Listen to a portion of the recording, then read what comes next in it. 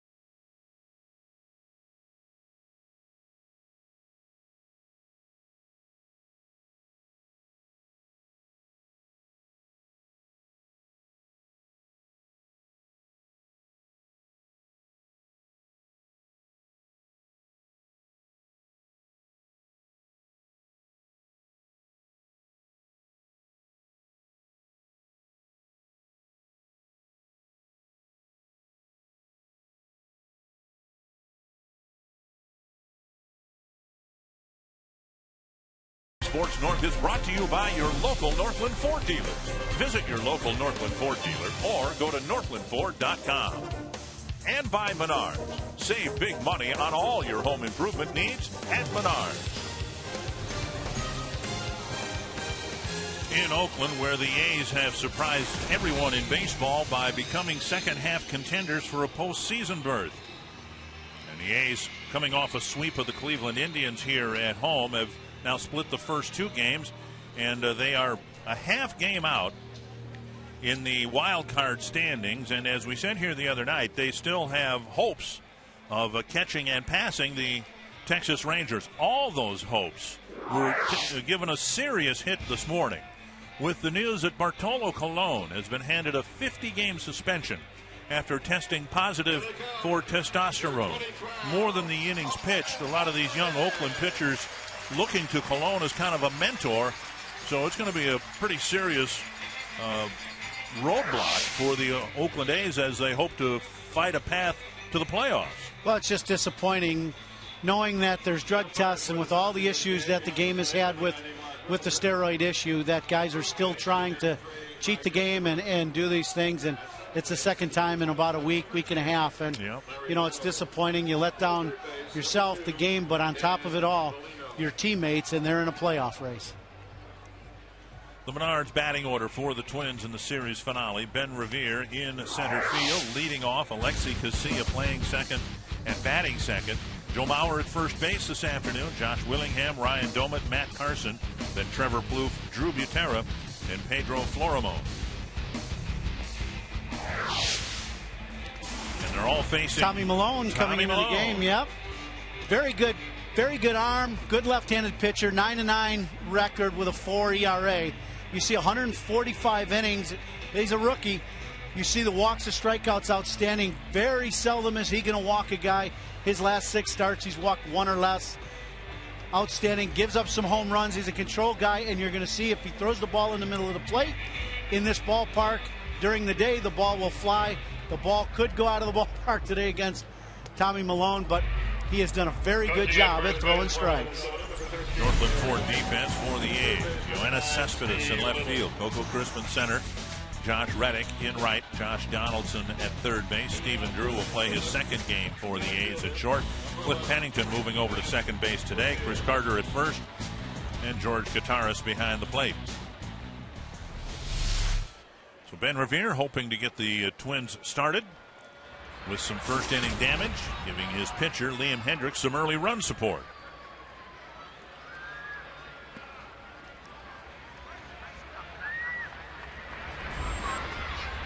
Malone's first pitch on the outside corner, a strike.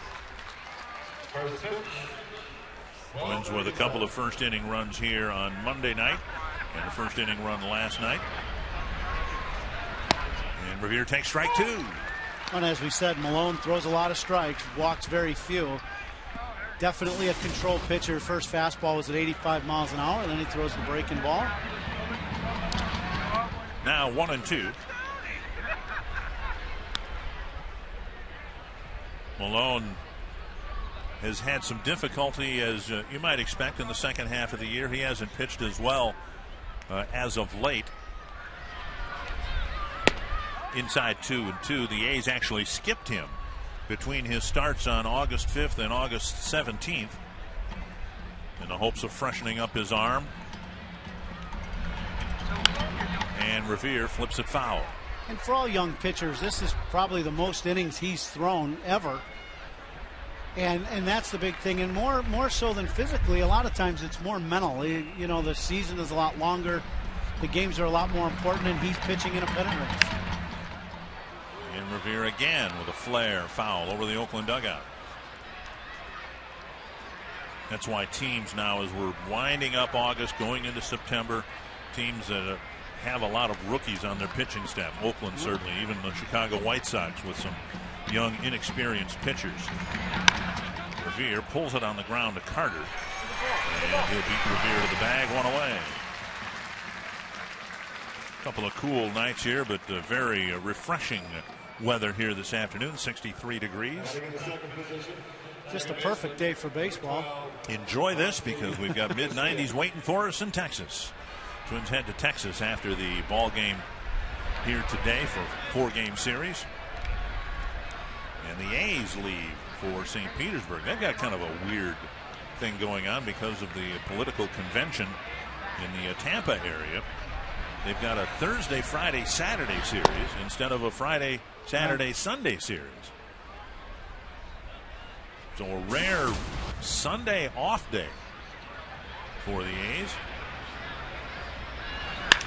Casilla, the one-hop skipper that gets under the glove of Drew. Spanked pretty hard, and Casilla's aboard.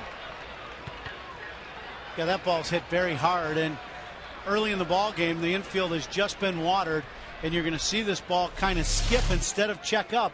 It skips on Drew at shortstop and goes under the glove. He's expecting this ball to check up and come up on him, and it just stays down, and that'll be an error for Drew. Here's Joe Mauer, the first baseman. Joe catching one game, DHing another now at first base. Justin Morneau not in the lineup at all today, getting a day off in this series finale.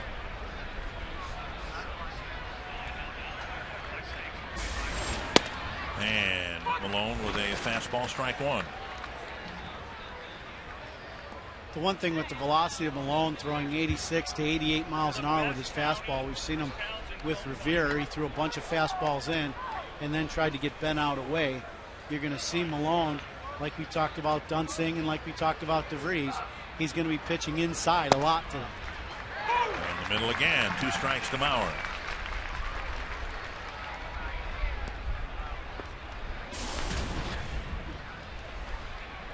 And that's how you win a batting championship. Lefties, righties, it really doesn't matter. You can hit 300 against either one. Mauer 4th in the league in hitting, Revere 5th. Trout continues to get, seems like 2 hits every game. There goes Casilla. He got a good jump, but Mauer lifts it to center field. And that's drifting out near the edge of the warning track. Casilla will get back to first base. 2 down. Ball seemed to carry a little bit further than certainly we've seen here the last 2 nights. Well, the ball's definitely going to carry, and what you saw on that straight steal with Alexi stealing second base, that's a straight steal. Once the ball is hit and he keeps going into second base, the big key is to pick up your third base coach, Steve Little, to find out where the ball is. But that ball really did carry almost to the track in center field. Here's Willingham. Josh out there in left field again today.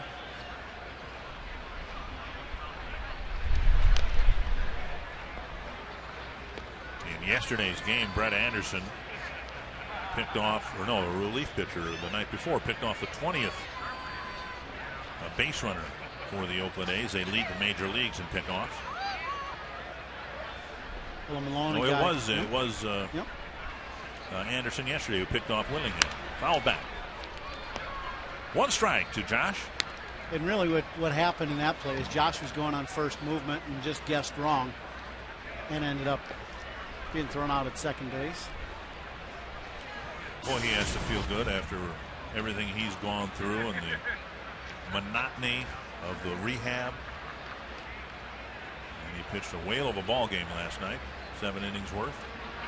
Yeah, he really pitched well. I talked to Joe Mauer this morning, Ron Gardenhire this morning. We were all just talking about Anderson and the stuff that he had, you know, coming off Tommy John surgery, being his first start back in a year and a half.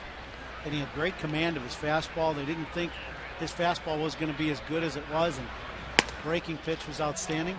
Pitch was a little wide, but I was impressed that he had a plan, throwing in and staying inside. And what that did is, by the middle of the game, it really opened up the outer part of the plate. And I know we've talked about that a lot so far this series, but he really executed that to the extreme. Inside to Willingham, 2-1.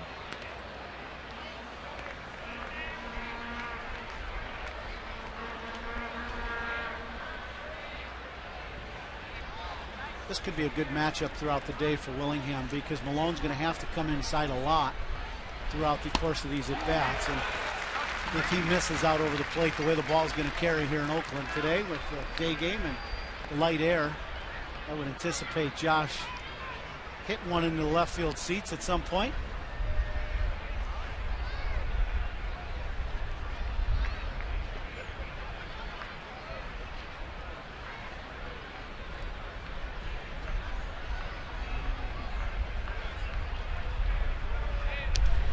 So far in this road trip, the Twins have just a couple of home runs.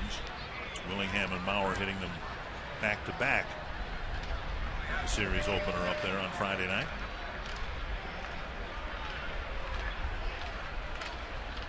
Two and two to Willingham.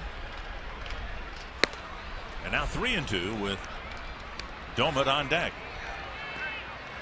In the Willingham hot zones, and we're gonna show you some spots of where obviously he is outstanding. That pitch up and out over the plate, he's gonna crush. If everybody should be able to hit the ball right down the middle. But when they pitch him in and down and in, he's going to be real effective, and that's where Malone is going to throw some pitches today.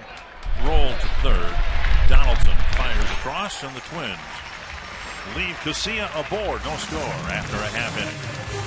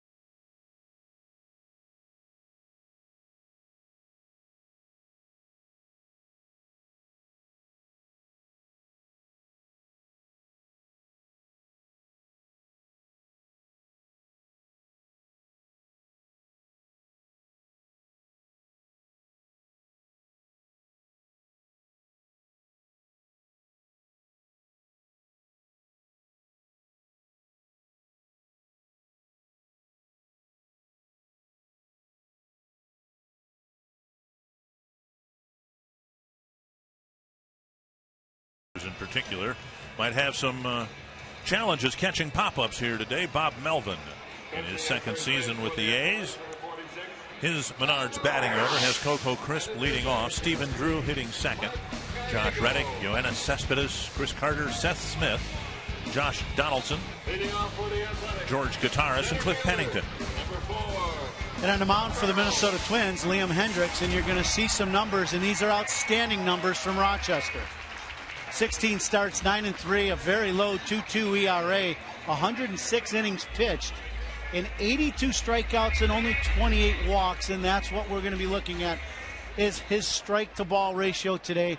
He has to throw pitches in the strike zone. He has to pitch ahead and be aggressive, and I think that's the one thing that got him sent out. He wasn't throwing enough strikes, and hopefully he's going to keep this same plan as he had in AAA. Outside ball one.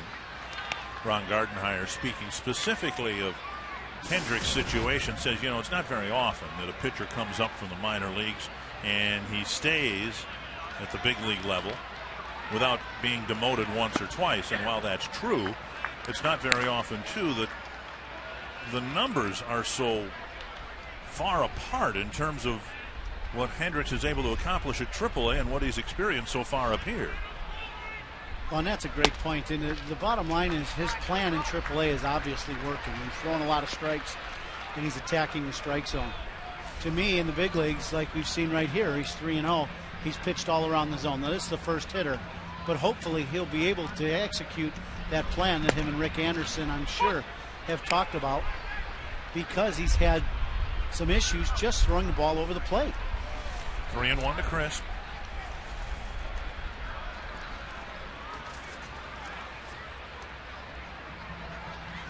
Foul back, 3-2.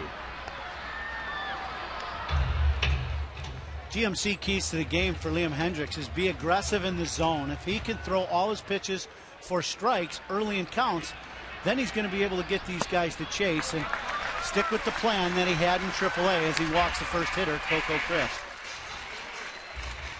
So Hendriks issues a leadoff walk in the first. Here's the Northland Ford defense for the Twins.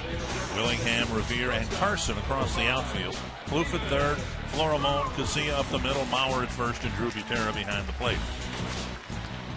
Here's Stephen Drew with a base-stealing threat in Crisp at first base.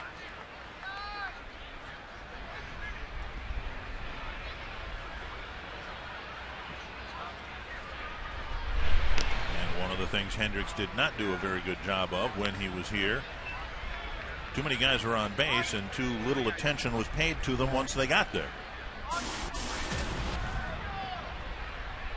Well, and guys like Crisp can be game changers when on the base paths, and Liam's going to have to change his times to home plate. Crisp will advance on a wild pitch. Guevara tried to block it, kept it around home plate, but Crisp scampers to second. Pitch in the dirt, breaking ball, and Drew tries to square it up with his chest. It hits off just the side of him, and Crisp is able to take second base easily.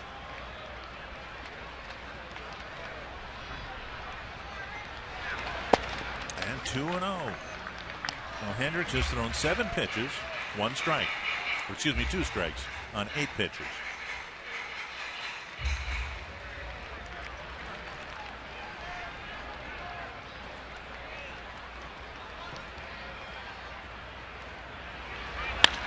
Fly ball, center field. Revere drifting back. Crisp will tag. And Revere's throw to the cutoff man, Florimon. Runner at third with 1 out. So far, what we have seen in 2012 is what the Twins saw with a small sample size last year. Boy, and these numbers, they're the exact opposite. Liam, obviously, the ERA low, opponent average low. Look at the strikeout to walk. And to me, it's all about just executing the same plan that he had in AAA in the big leagues. Timmy Logner and I were talking about it today. You just have to go with what has made you the baseball player you are for all young players. And I think for Liam today, that's what he's going to have to do. Reddick pokes a single to right. Crisp comes in, and Oakland takes a 1-0 lead. So Reddick drives in his 64th run of the year. And today, Oakland gets the first lead. Well, that's just a breaking ball that kind of a little get-me-over breaking pitch. Stays in the middle of the plate. And Reddick just serves it in the left or in the right field for a base hit. So now Cespedes with a man aboard.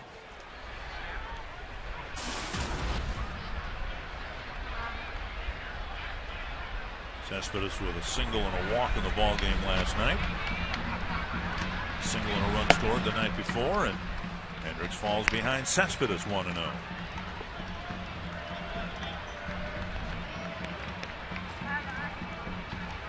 Well, and so far in the ball game, Liam has started 2 of the 3 hitters off with off-speed pitches, and to me, you're looking for him to be able to establish the fastball, as Bert has talked about for years, is you have to establish the fastball and find location of where you want to throw that ball and making sure you can hit that outside corner. Yeah, Gutierrez a little crossed up there, it looked like. Yep. So a dozen pitches, 4 strikes. Now, that said, what you just said about establishing the fastball, what the Twins wanted Hendricks to do is pay attention. He wasn't here 2 nights ago, but last night, and Cole DeVries had some success changing speeds, throwing some off-speed pitches across the plate. And early in the count, fastball counts. But to me, early in the ball game, you have to be able to throw strikes, and you have to be able to establish your fastball that you have something to fall back on. And as of right now, when you're looking at 8 balls and only 5 strikes, he's got to be able to throw that fastball where he wants to in the zone. 2-1 to Cespedes. Runner goes, and the pitch lifted to right center field, and the ball's going to carry out near the warning track. Revere with a catch.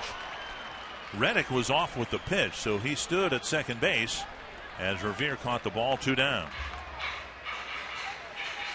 So we've had 3 deep flies to center field. And I'm going to make a prediction. We're going to have some runs scored today. Yeah, the ball's flying, and the way this ballpark is set up with that huge seating arrangement and all the stuff they've built for the Raiders in center field. Boy, for day games, the wind doesn't affect the ball going out to the middle of the field. And Joe didn't hit his ball very well, and that went to the track. Cespedes didn't hit that ball very well, and that ball went to the track. Here's Carter, and he takes up high. 5th batter faced, and I think Hendricks has fallen behind 1-0 to all 5, except for Reddick. He hit the first pitch he saw into right field for an RBI single.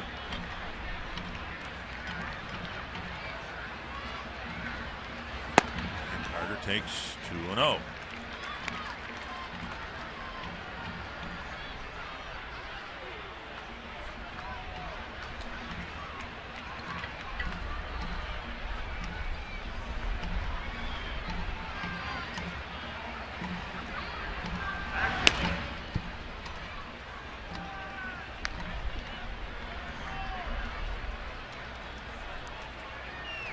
Carter, one of those guys that if you make a mistake to him, big, strong guy, hits a lot of home runs in batting practice, but he does have a couple spots where you can pitch him.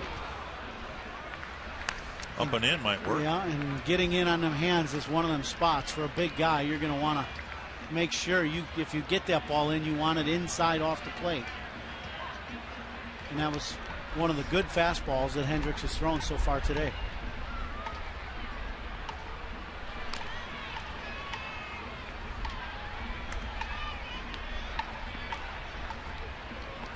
Reddick checked again at first base. His single, the only hit of the inning, driving in Crisp with the first run of the game. Foul back, 2-2. Talking about some hot zones and some guys that can really crush the baseball. You look at Carter, if you get the ball in on the plate, he's going to get you. But if you get the ball in off the plate a little bit, as we've seen this series, he will chase the ball inside because he wants it in there. You just have to make sure you get it in off the plate. Slow breaking ball left up high, and it's 3-2. And Butera signaling in front of home plate. Mauer will play behind the runner Reddick.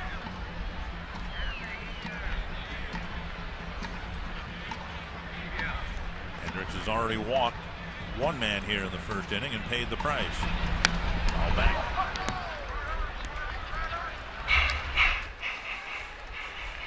And it looks to me, finally, Liam is starting to get a little feel for his fastball. He threw the one inside that he got in to Carter, and that's where he wanted it. That pitch away, and he wanted that ball away. So hopefully he's getting rid of some of the butterflies, and he's able to command some of these pitches he's thrown. Pulled to third. Plouffe backhands it. Sets and fires over to Morneau to end the inning. A leadoff walk. Coco Crisp comes around to score. It's 1-0.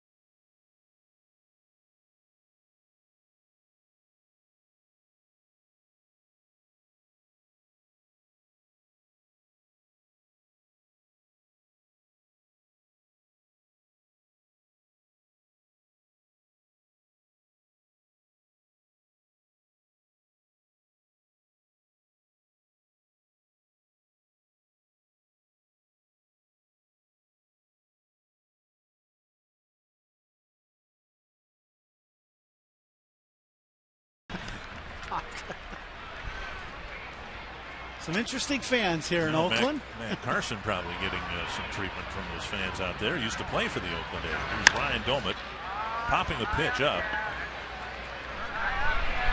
And in right field, Carter drops it. That's what we were talking about. This is, of all the ballparks in baseball, because of the high sky we typically get here in day games, it's a tougher play. Now, it looked like Carter tried to play that off to the side so he wasn't looking into the sun. I beg to differ. He was wanting ground patrol, and he wanted the second baseman to be on this ball. Yeah. He wanted no part of that pop-up from the very beginning, and I can understand why. You know, when that ball's hit right over your head and you're running out, he hasn't made this play very often. And with this high sky, it is really tough on infielders going back over their head on pop-ups. It's a pop fly single for Doumit, and now here is Matt Carson.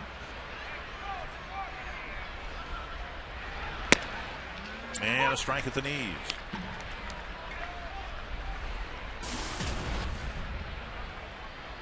Carson started this road trip for the Twins, or with the Twins, coming to Seattle, playing a couple games there.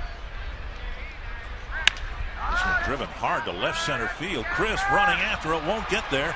Doumit to second, on his way to third. Carson's got a double, and the Twins start the second inning with a pair of hits. Well, that's a very good swing by Carson. That pitch left right out over the plate. And Carson just hitting a bullet to left center field.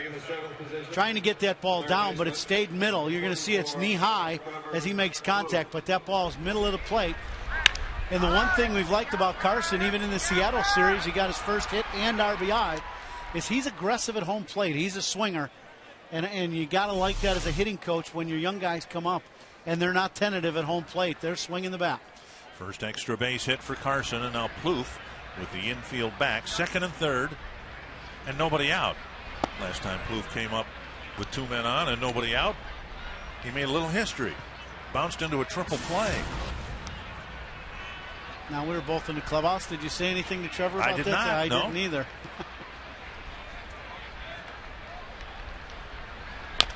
Tapped foul, and it's 1-1.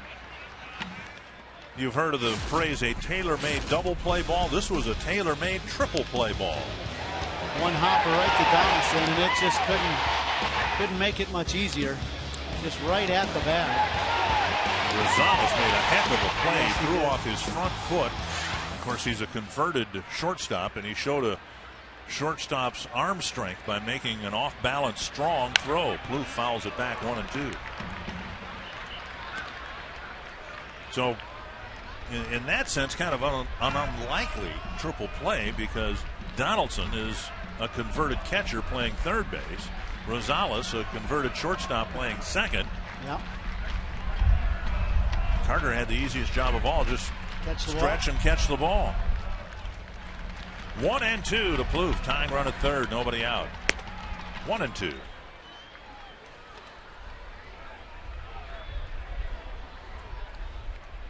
Trevor having a little tough time here after coming back off the DL of getting on top of the baseball. We saw in Seattle a couple pitches where he got on top. Yesterday hit a couple balls good, but that second strike he saw pitch up and out over the plate that, 2 months ago he really hammers that ball, and right now he gets to the ball and his barrel just drops underneath just a little bit, and it could be because of the pad he's got on his hand, but there could be a lot of different things, either his weight shifting and going a little forward, and that drops the barrel, and he's just underneath just a little bit, just enough to foul pitches off instead of get on top of him and drive him into the gap.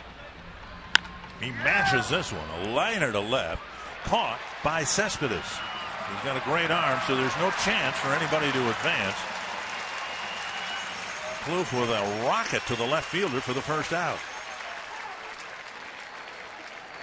The last 4 or 5 games, Trevor has really hit into some bad luck. He's hit a couple bullets, and you're going to see some of the swings here for Trevor. And that ball down, and he goes down and gets it. And watch his head position. His head snaps right down to contact. That is perfect. If he starts doing that, you're going to see the Trevor that we had 2 months ago, driving the baseball and hitting some home runs. That was an outstanding swing by Trevor Plouffe. Clutch hitting has been just about non-existent for the Twins on this road trip. And now Plouffe puts a charge into one, but it's the first out. Runners can't advance. Middle infielders playing back now for Butera. Butera takes down and in, ball one.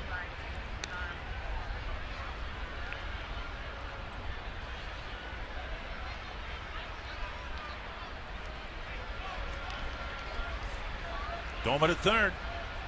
Carson at second. Hit to the outfield should put the Twins in front. Foul back and out of play, 1-1.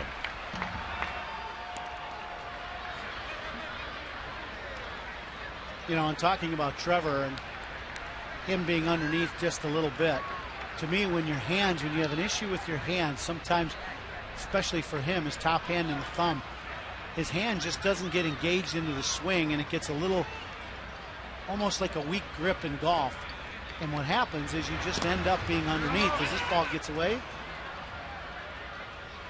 Kataris with a quick retrieve.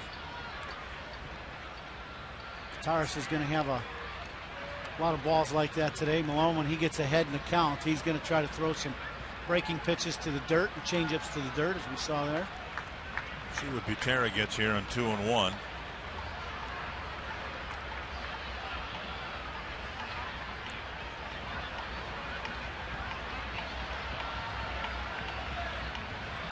Tapper to short. Doman's going to come home. And Butera gets the tying run in with Carson staying at second. Well, you wondered what he was going to get. He got the changeup, and it did exactly what he wanted. He got Drew to roll over. But Drew at least keeps it to the middle of the field, and the Twins tie the ball game. The ninth position, number 25, shortstop, Pedro Florimon. And now Florimon getting another start at short. Pedro Alexander Florimon Jr. officially. Hitless last night, still hitting .400.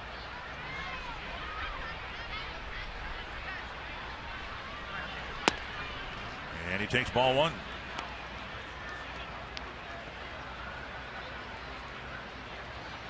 A waiver claim by the Twins in early December out of the Baltimore organization.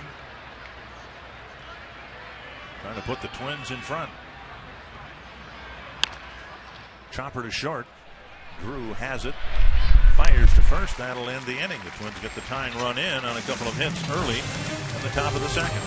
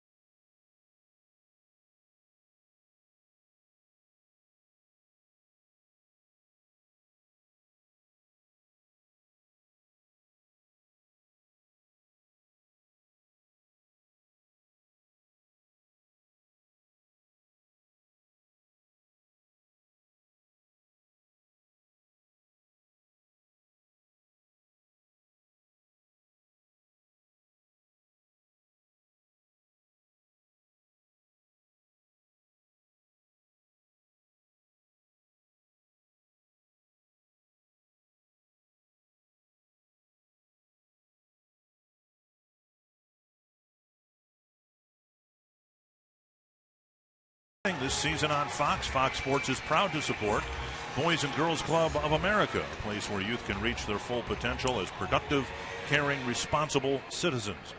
And to learn more, visit greatfutures.org/Fox Sports. Bottom of the second, Seth Smith will lead things off for Oakland, and he takes strike one from Liam Hendriks. And Hendriks, after a wobbly first inning, hoping to deliver more first pitch strikes. Did it to just one of the first 5 batters. Foul back, 0-2. In Hendriks' case, he actually started the year in the Twins rotation. Once the Twins found out that Scott Baker wouldn't be ready to go coming out of spring training, later it was determined he needed Tommy John surgery. But Hendriks had such a good spring training that he won a spot. He had a bout of food poisoning in early April and was unable to take his regular turn right away. But his first start of the year at home against Texas was good. 6 innings, 7 hits, 1 earned run, a Mike Napoli home run, the only run scored against him.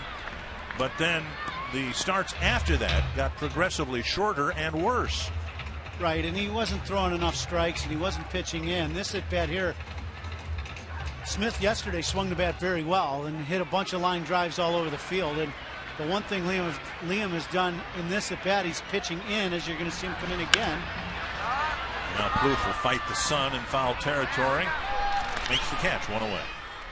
And now that's the plan, I'm sure. Now, we haven't seen him pitch in AAA, but the numbers would show how he had to pitch. He's not an overpowering guy, but the last pitch, Butera really wants this ball inside, setting up way in off the plate, and he makes the pitch inside, and he gets it out. Even though that's an off-speed pitch, you have to pitch inside, and I think for Hendriks and Butera today, Drew in this last at-bat set up in for every pitch.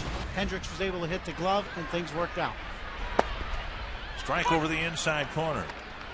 Hendriks was sent down after his start against the Angels in early May. Then he resurfaced in mid-June. Nice catch by Hendriks. A one-hop smash. And Hendriks over to Mauer, out number 2. It's the way to help yourself. So Hendriks again got 4 starts, 3 losses and a no decision. And again, the starts seem to be getting worse rather than better. As Hendriks falling off to the mound just a little bit, able to make the play for out number 2.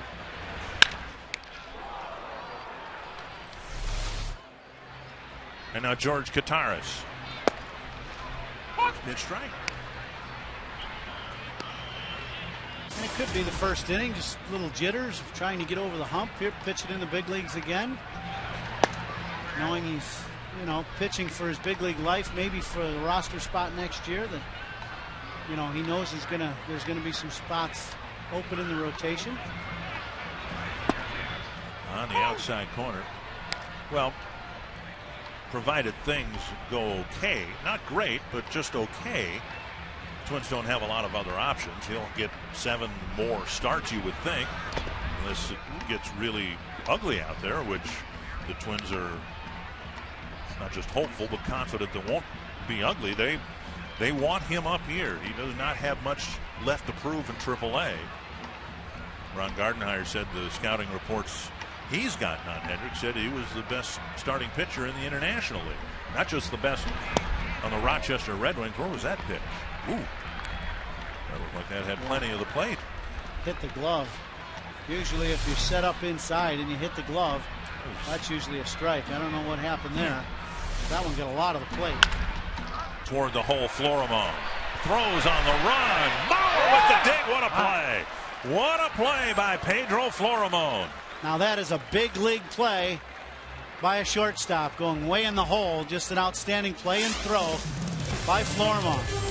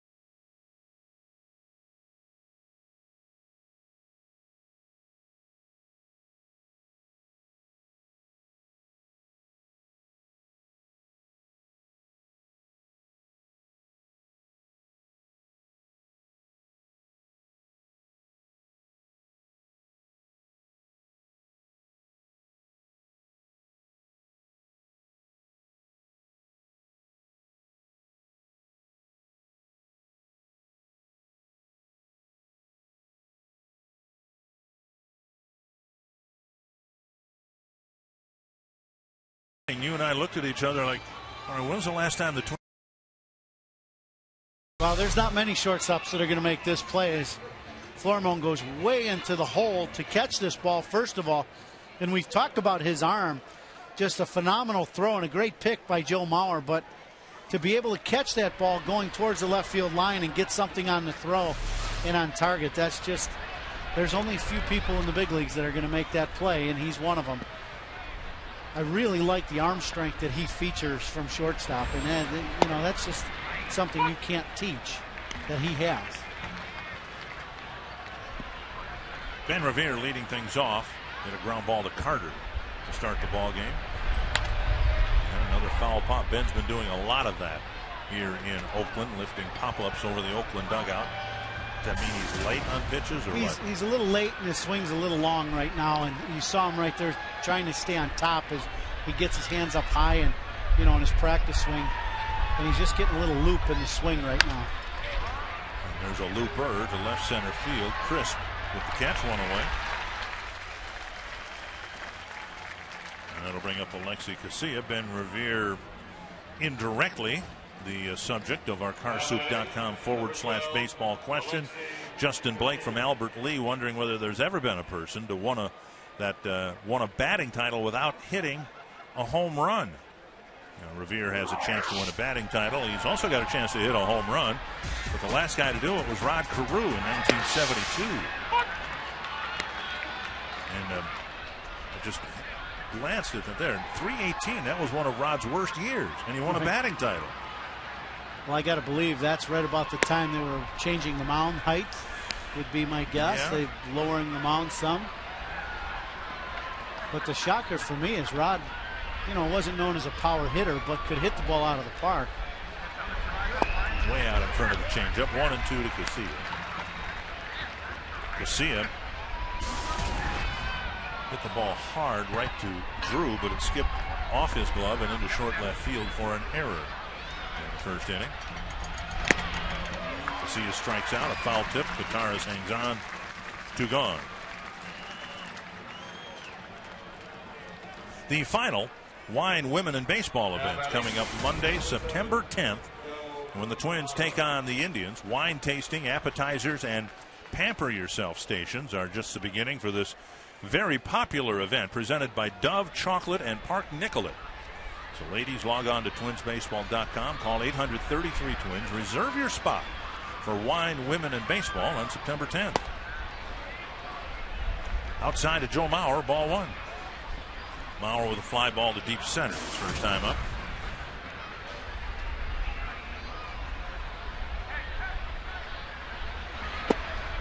And on the outside corner, 1-1. Want to wish happy birthday to a friend of yours and mine, Paul Molitor, having a birthday today. Another Hall of Famer, Carl Yastrzemski, has his birthday today. A lot of hits in them 2 birthdays, Yes. I'll tell you. Flared foul by Mauer, 1-2. Hopefully Paulie's playing around to golf somewhere, enjoying the day.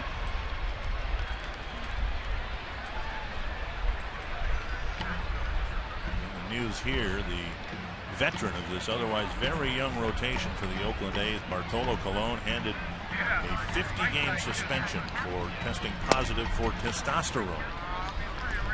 It's the second such suspension in baseball in the last week or so. Bob Melvin got an awful lot out of Colon as a mentor for this young pitching staff. 3-2 now to Mauer. Willingham on deck. And that's just really disappointing, knowing the testing and what's going on now and the black eye that our game took during all that era of the steroids. We just wish that would go away, and obviously it's not.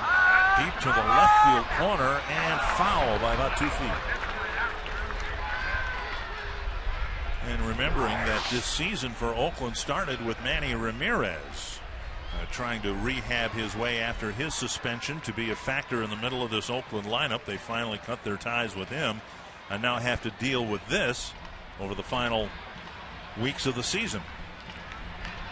Yeah, and the disappointing thing, you're in a playoff race, and you want everybody you can to help you win a ball game, and that's going to be a distraction for this Oakland A's club.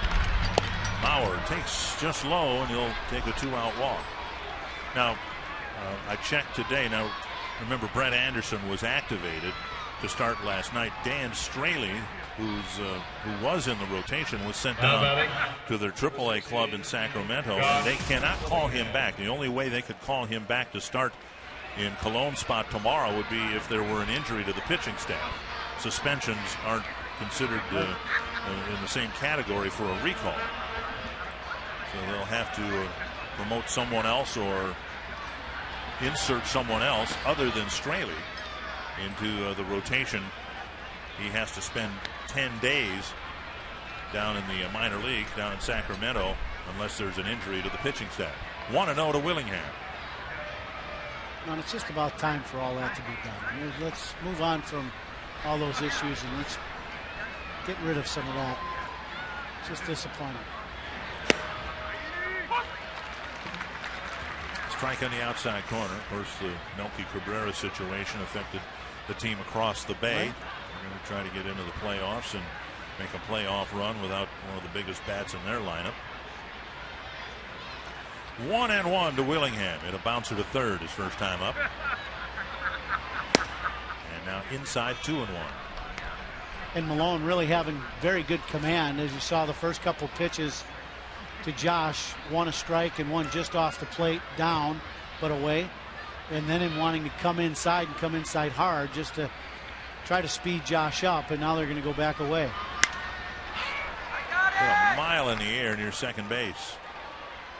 Pennington barely makes the catch. Mauer sprinting around the bases, which you should do anyway, but I think everybody realizes there's no such thing as a routine pop-up today.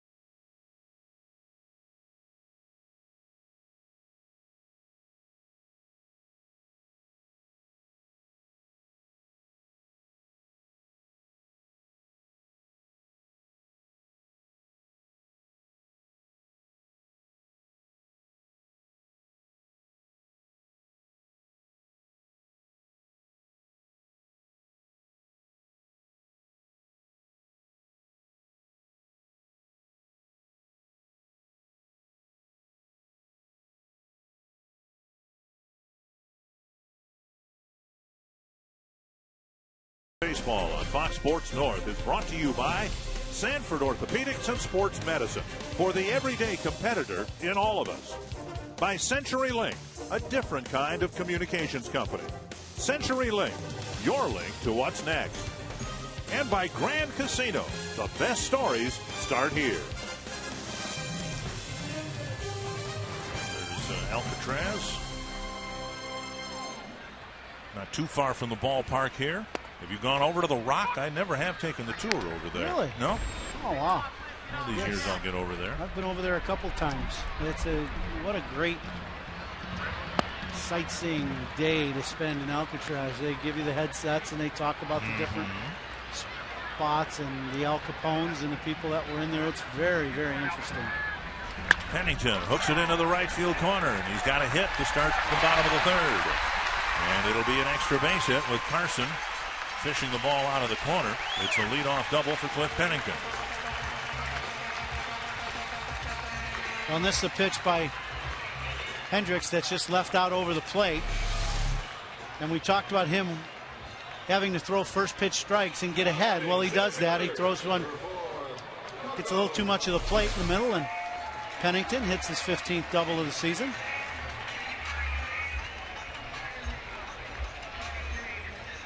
Coco Crisp walked, was wild pitch to second, went to third on a fly ball and scored on Reddick's single for the first run of the game. And Hendricks misses low, ball one.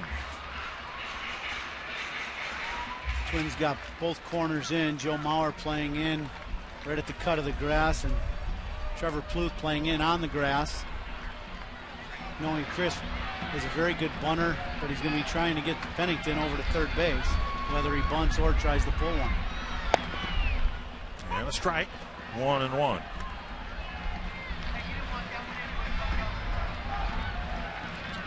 Each team with a couple of hits, but now the A's with a leadoff double threatening to retake the lead.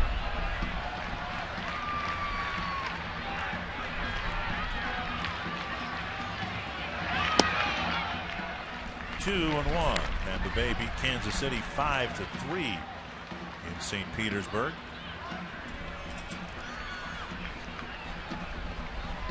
Seattle leading Cleveland 1-0 in the third.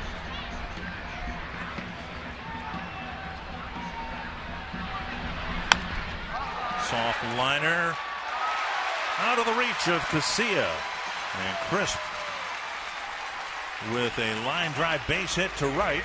Casilla running after it, and his reach came up a little short. Well, that ball by Crisp just hit right off the end of the bat, and you'll see the pitch, little breaking ball, and Crisp hits it right off the end and just serves it just barely out of the dive of Alexi Casilla. Great effort by Alexi. So first and third, nobody out, and here's Stephen Drew. Struggled offensively with the Diamondbacks, hitless so far for his new ball club. Burns hoping to get a ground ball double play turn. Crisp takes off for second. Gutierrez throw right on the money, but Crisp got a great jump and gets a steal of second base. Yeah, and Liam has been very predictable. He's been in the same pattern with runners on base, and even though he doesn't kick his leg up real high, he's still fairly slow to home plate. And you're just going to have to change your looks at first base so the runners don't just get into a pattern and are able to just take off. And that's what happened with Crisp. He went right away and had a great jump. Now 2-0 to Drew. Hendricks had retired 5 men in a row, but now Pennington with a leadoff double. Crisp dropping a single into right and stealing second. 3-0. Reddick on deck.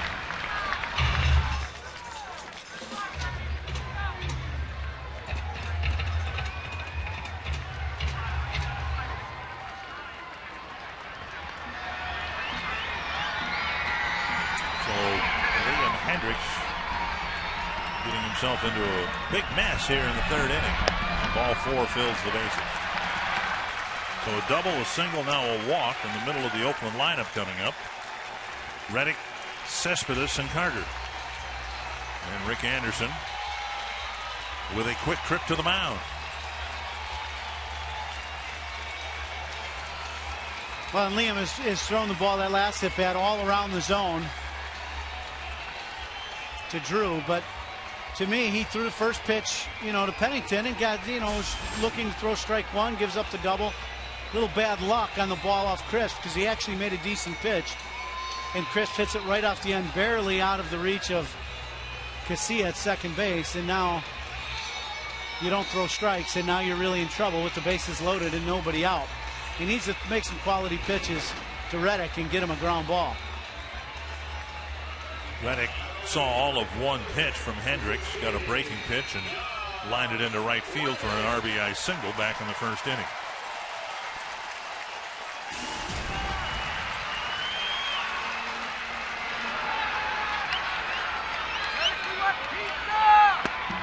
Check swing and a strike. When you saw that average with the bases loaded, 133 for Reddick. And obviously, when he gets into this situation, he's up there swinging. And really, he's in the driver's seat. But the problem is he's probably a little too over-aggressive. And the Twins feel they can strike him out if they can get 2 strikes on him. They think that if they go upstairs with a fastball, that he does a lot of chasing. So now it's 0-2, and we'll see if that's where they go after him. Okay, the first pitch, a check swing for a strike, and then that one, just a wave at that ball. That's not a very good swing, so we got a chance for a strikeout if Liam can make it one last pitch. Down and away.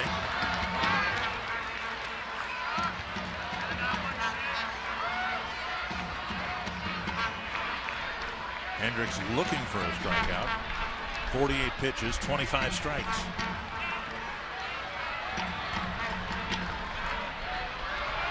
There's the high fastball, and he pops it up.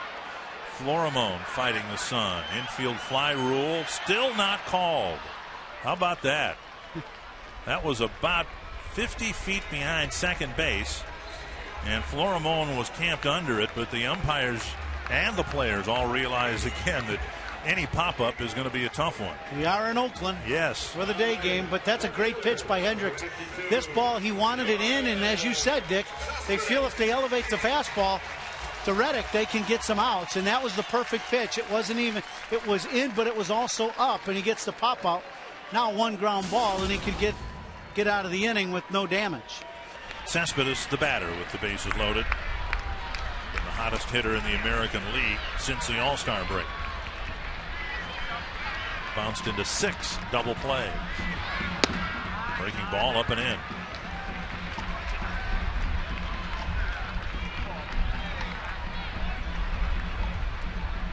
Cespedes, a hitter with the open stance. And what that always tells you with that open stance, he likes that ball in.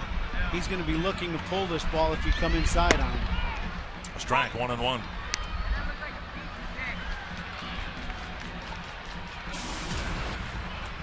Look at that, 101 points higher in the second half. Had some hand issues in the first half. Wasn't completely 100%.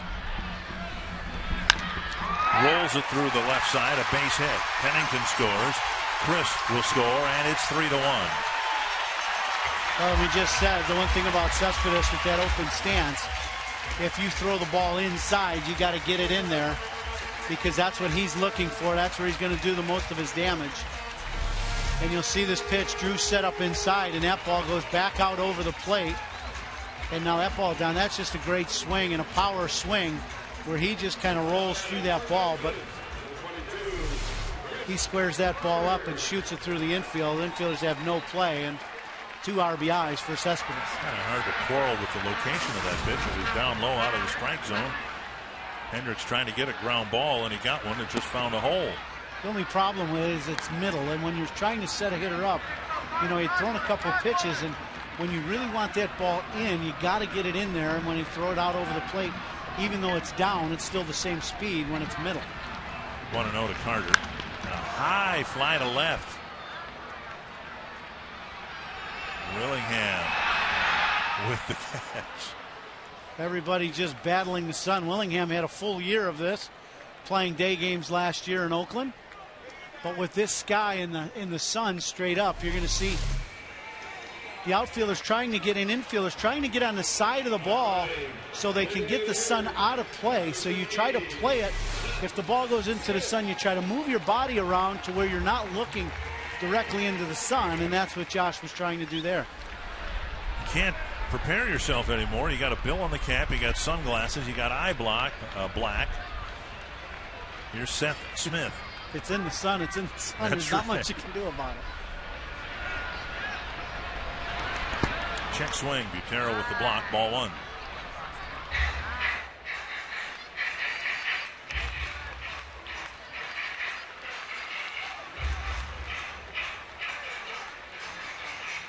But not enough strikes for Hendricks. 55 pitches, 29 strikes.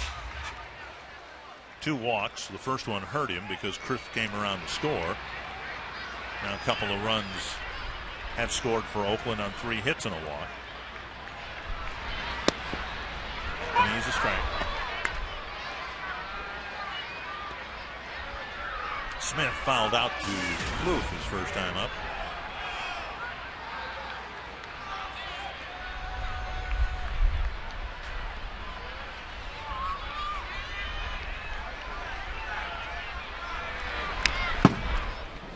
Smith with a big swing and a foul. 1 and 2. Smith's feeling really good at the plate. As we said yesterday, he swung the bat really well, got some hits, but really hit the ball sharply. He was on everything that was thrown yesterday, and be good to get some pitches in off the plate to Smith and really see if he can knock him off the plate a little bit. Down and in, 2 and 2.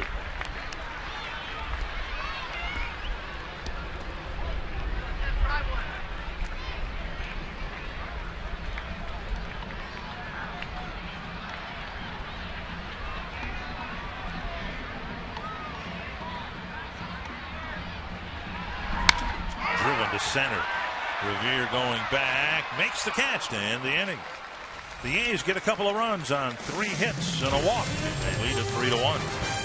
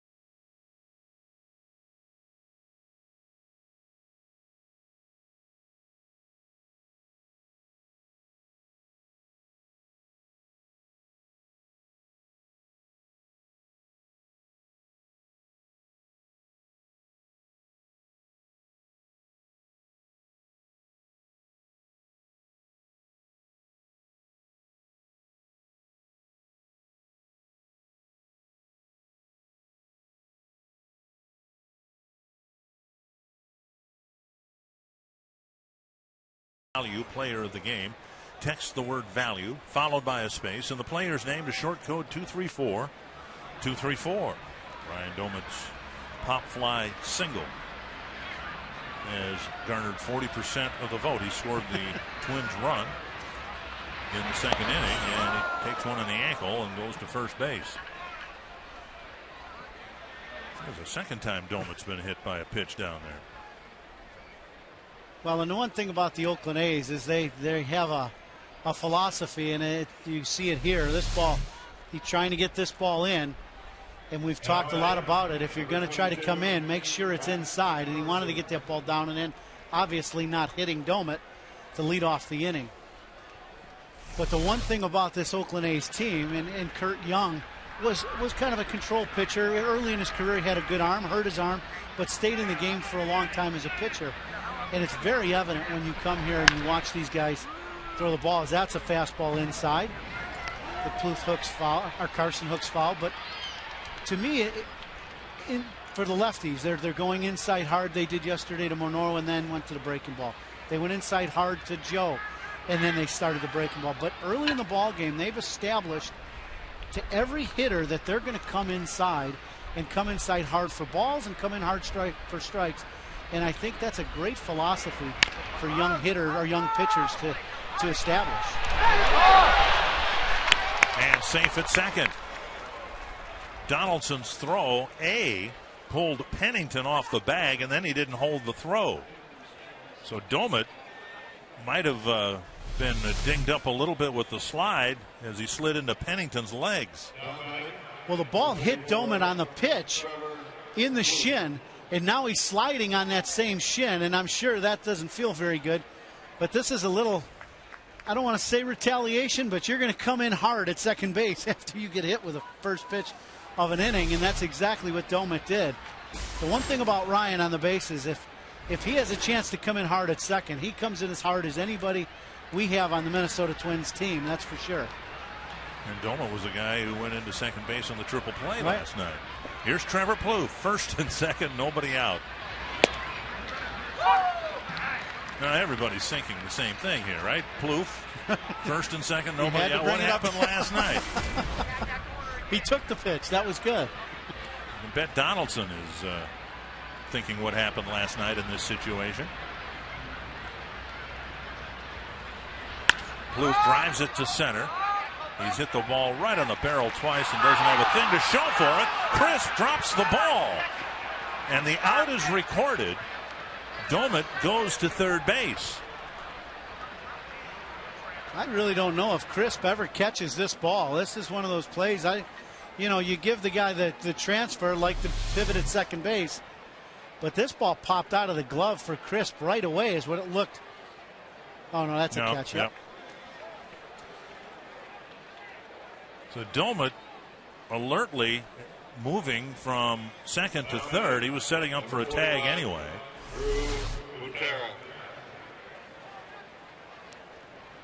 So Butera now with runners at first and third. And one away. Butera drove in the Twins' run with a ground ball.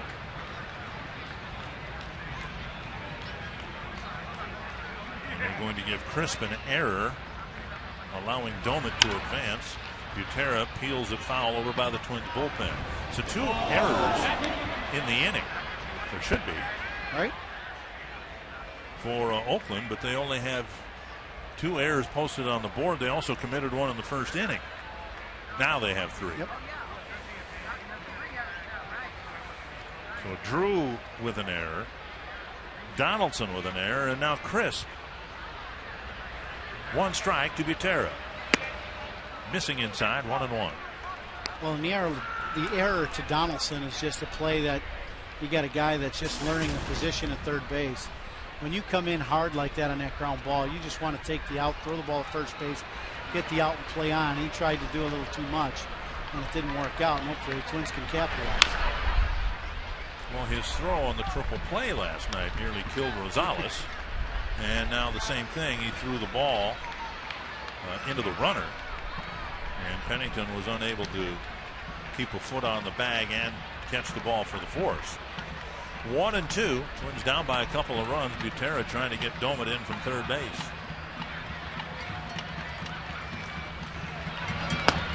Inside, 2-2.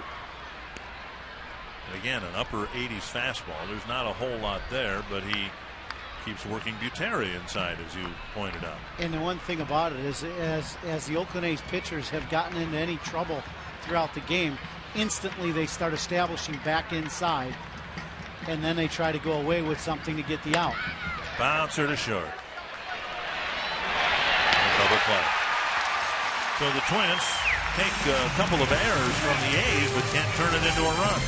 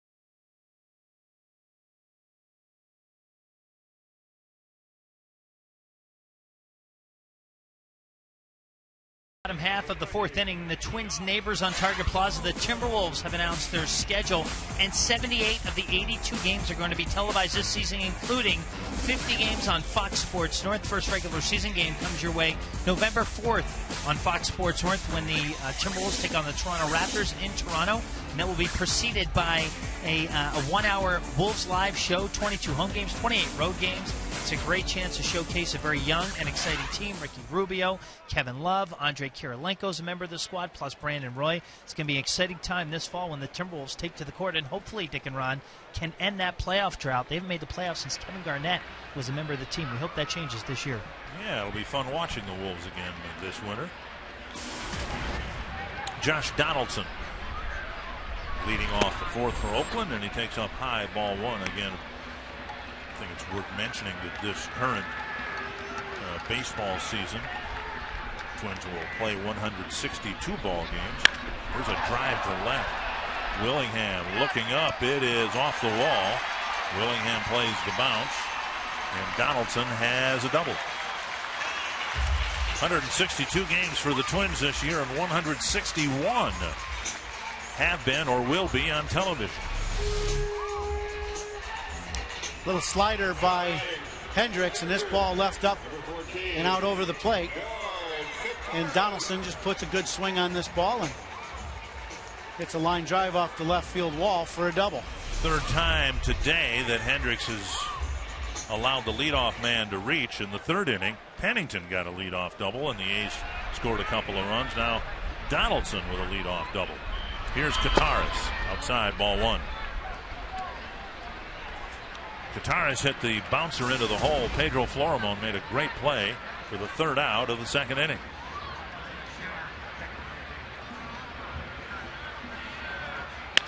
Pulled to first, knocked down nicely by Mauer. He'll go to the bag. So Kataris making bids for a couple of hits.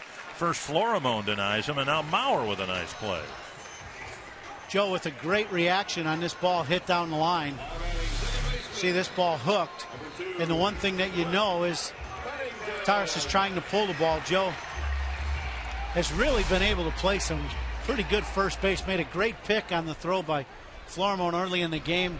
Just a great play around the board, and now that play, you know, Joe, one of the better athletes in Major League Baseball, able to play behind the plate and doing a very good job with first base.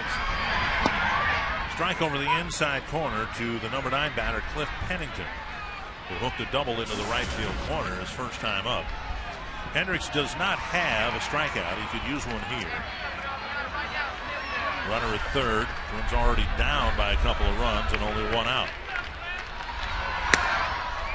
Butera pitch about 1.5 feet outside. So far on the season, Hendricks with 41 and 2/3 innings pitched and 23 strikeouts with the Major League club.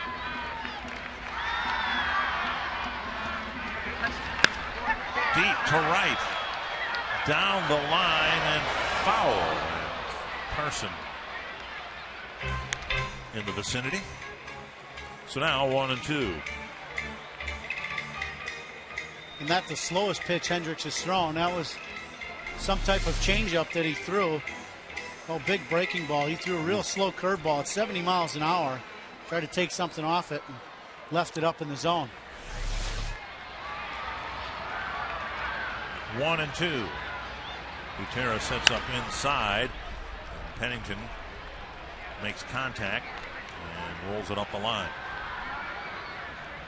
So we're trying to figure out what Hendricks' strikeout pitch is. He was looking for one in the Reddick at bat in the third inning, and a high fastball was popped up behind second base.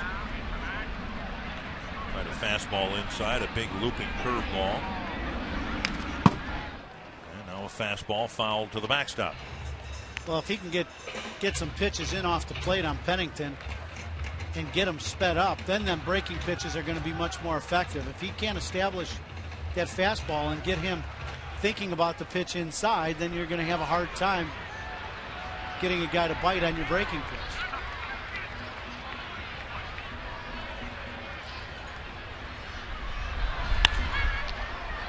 Hook foul. With Pennington. First of all, you saw Butera motioning with his glove. He wanted that breaking pitch down low out of the strike zone, and Pennington still put the barrel of the bat on it. But I like what Drew's doing. All of a sudden, he's been pitching in some trouble, and we saw Malone do that on the other side and do it effectively. All of a sudden, Drew's thrown 4 pitches in a row on the inside part. Another fastball fouled back. And that a weak swing by Pennington. He's lucky that he stayed alive.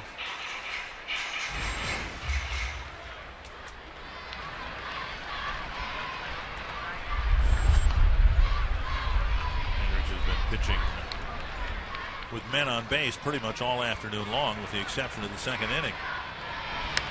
And another fastball fouled back. And those look like good swings by Pennington, but really those pitches are in off the plate, and they're hitting him in the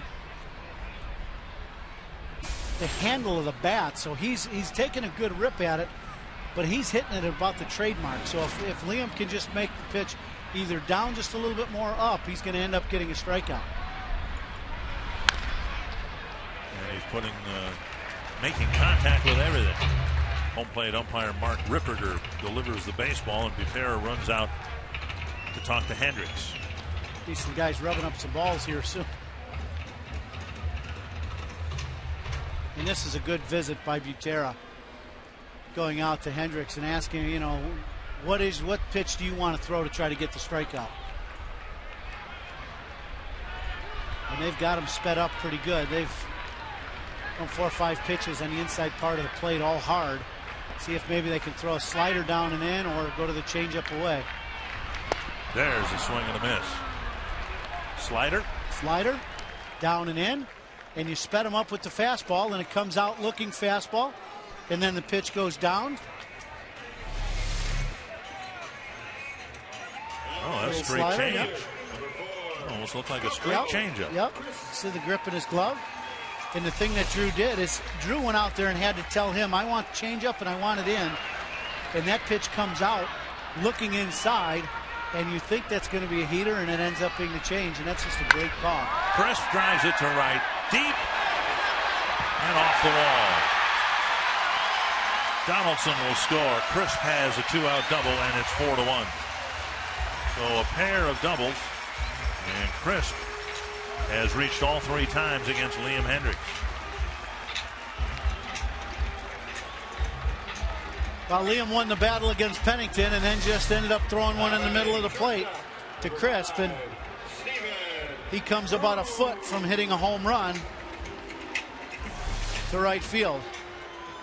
So Crisp with a walk and a run scored in the first, a single and a run scored in the third, now an RBI double. Stephen Drew walked his last time up. Outside, ball 1. 75 pitches now for Hendricks. And he's still fighting to get through the 4th inning.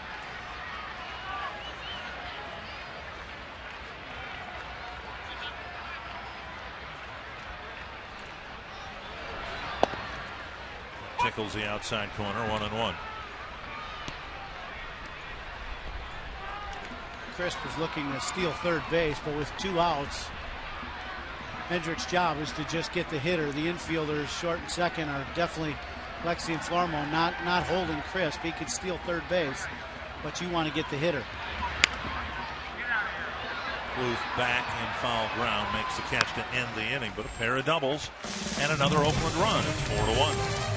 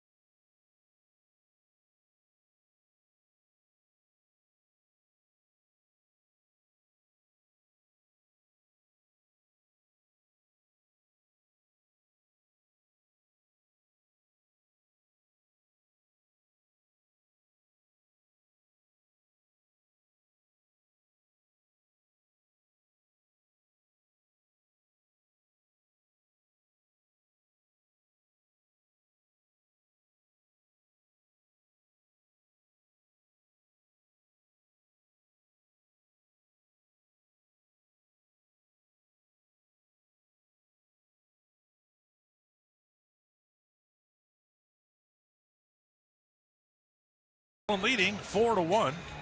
Our Sanford Health injury report involving Chicago center fielder Alejandro De Azu has done a great job, but is involved in a collision on the bases, and they put him on the disabled list. And White Sox haven't missed a beat. Dwayne Wise, who was designated for assignment by the Yankees, picked up again by the White Sox. He, of course, was with them a few years ago, made that great catch in Mark Burney's perfect game. And Dwayne Wise has just put the team on his back and carried him for a few games. White Sox have just had a very, very good season, and everybody is, some of the guys, Adam Dunn having a big comeback year, Rios, another guy. You don't have to say anything about Paul Konerko, just mention his name, and 320 and 35 home runs. That's just foul. Florimon hooking one just wide of the line. Well, Kenny Williams has done a great job adding players over the course of the year, including Francisco Liriano, Wise, Kevin Youkilis. See Florimon getting the barrel of the bat on that ball. 1-2 to the Twins shortstop. Definitely a much more aggressive swing and more powerful swing by Florimon from the right side of the plate than left. You see him from the left side, he kind of pushes his hands through and tries to hit the ball back through the middle. That last swing we saw by Florimon, he's definitely looking to get the head of the bat out to the zone, the good hitting zone, and pull that ball. 1-2. Again, he told me yesterday he feels better from the left side of the plate simply because he's seen more right-handed pitching than the left. He's able to get more at-bats from that side of the plate. He strikes out here to start the fifth inning. AT&T trivia. And the answer is Bill Rigney.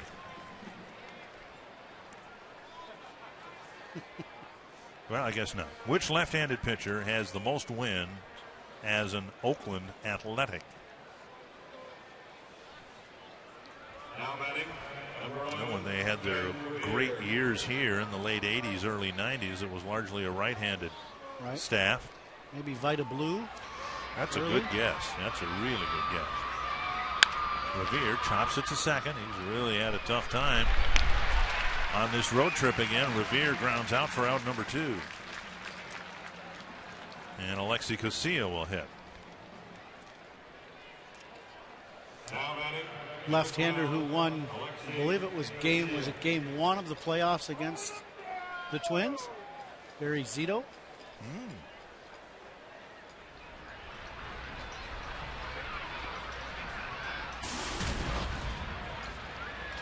Casilla takes outside ball 1. Mark Mulder was a good pitcher here for a number of years. Guy that I watched as a young kid growing up. Pitched, I don't know how long Kenny Holtzman was with the Oakland A's, but quality left-hander from the early 70s. Vita of that group, Vita was the most dominant, so I think that would be a pretty good guess. 2-0. And Casilla takes a strike. Pretty good staff of Moeller, Zito, and Hudson. Yeah. Hudson being a right-hander, obviously, but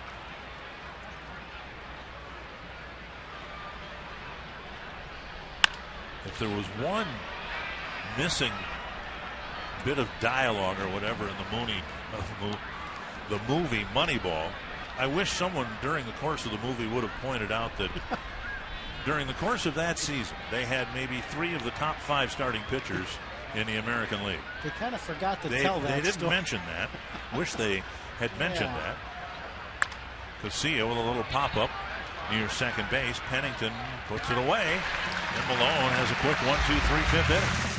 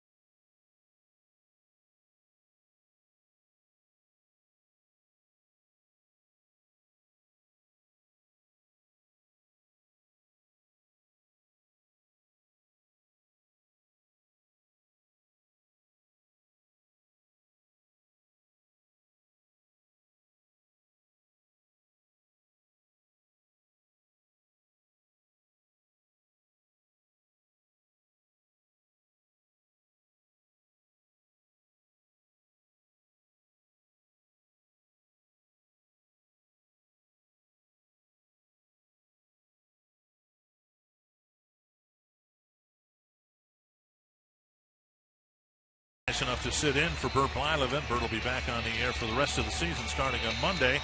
And Twins fans, when we are at home, bring your Circle Me signs. And if Bert circles you, you might find yourself in the Minnesota Lottery Winner's Circle, where you could win $100 worth of lottery scratch-off tickets, courtesy of the Minnesota Lottery. So the A's will hit, leading by 3 runs. Josh Reddick will lead things off in the 5th.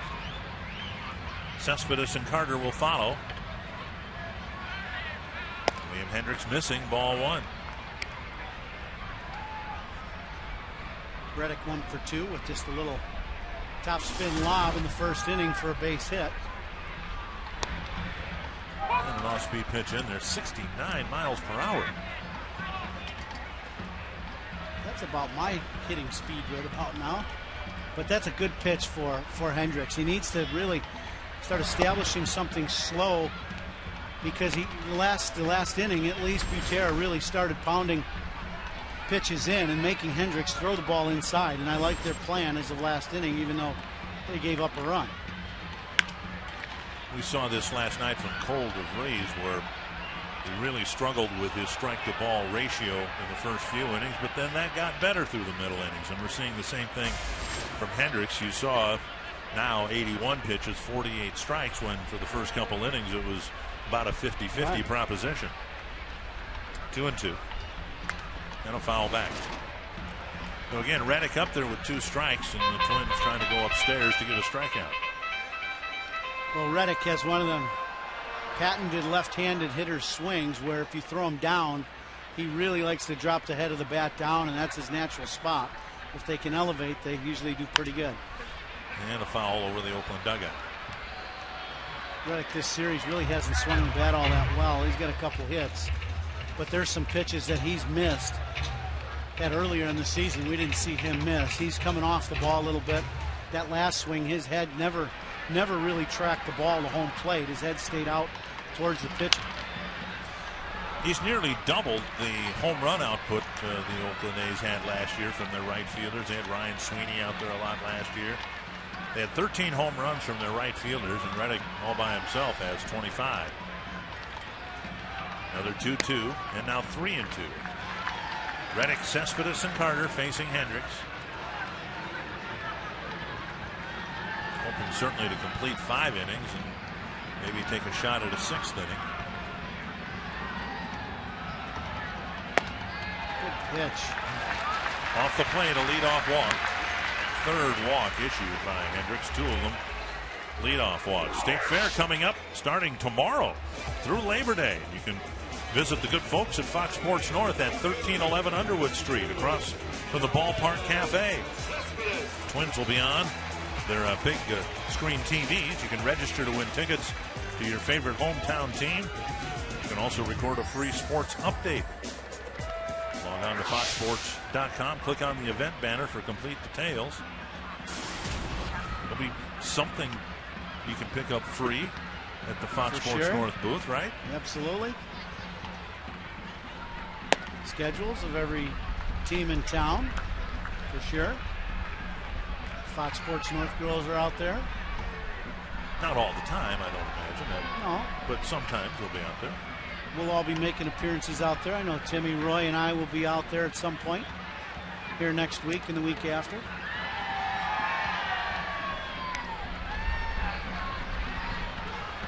One and 0 to Cespedes. Drove a 2-run single through the left side of the infield to take a 1-1 tie and make it a 3-1 Oakland lead. Down the middle of strike.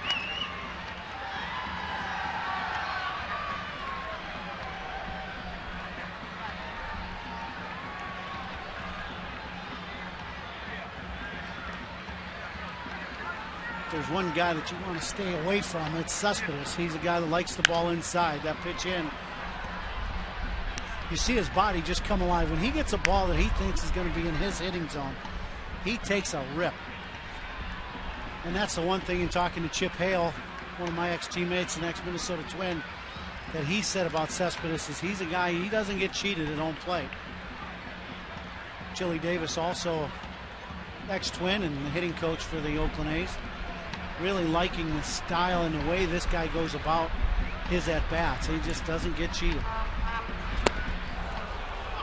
And Hendricks finally gets his first strikeout, second strikeout of the game. He got Pennington in the fourth, and now Cespedes fans for the first out of the fifth.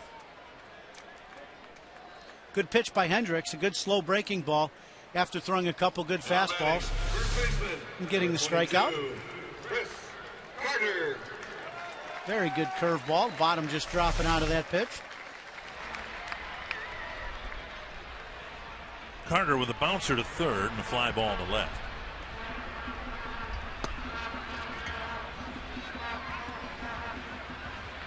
One and 0. Carter, one of those guys that, you know, when you look at scouting reports of hitters, he really has a certain pattern that he handles really well. He's a guy that, you know, when you go through, there's a place to pitch him and there's a place not to pitch him. We're going to get a little look at some of the hot zones for Carter, and when you see this, you'll understand exactly what the scouting report is. You don't want to pitch him up and out over the plate high, and you don't want to pitch him down and in. If you can stay down in the zone and down and away, you have a great chance. But this guy, if you get the ball up, he's going to tattoo it, and we'll see if they just stay down and away. And there goes Drew. Terra's throw. What a tag put on by Casilla. The throw was chest high, and Casilla snapped his glove down on the sliding Reddick. Good throw by Butera and a throw out at second base. And Reddick got an outstanding jump, and this is a phenomenal throw by Drew Butera. You talk about a guy coming out of the chutes. Watch this play by Drew. He comes firing out of there and makes a great throw, and as you said, Dick, a great tag by Casilla. And the one thing about this tag is you see Alexi go right down in there and get that tag in there. There was nothing tentative about the tag, and that's why they got that out. Great play by Butera, great play and great tag by Alexi Casilla. 2 down, bases empty, and 2-2 now to Carter. Full count. We're going to see this tag. Now you see the ball, as you said, Dick, to throw high, but you see Alexi staying right down in there and making sure he applies that tag. That was the old Olay tag and getting out of there. He jumped right down in there and made sure they got that out. That's a great play by the Minnesota Twins. Full count to Carter. 16,657, the by far largest crowd we've had here in this 3-game series.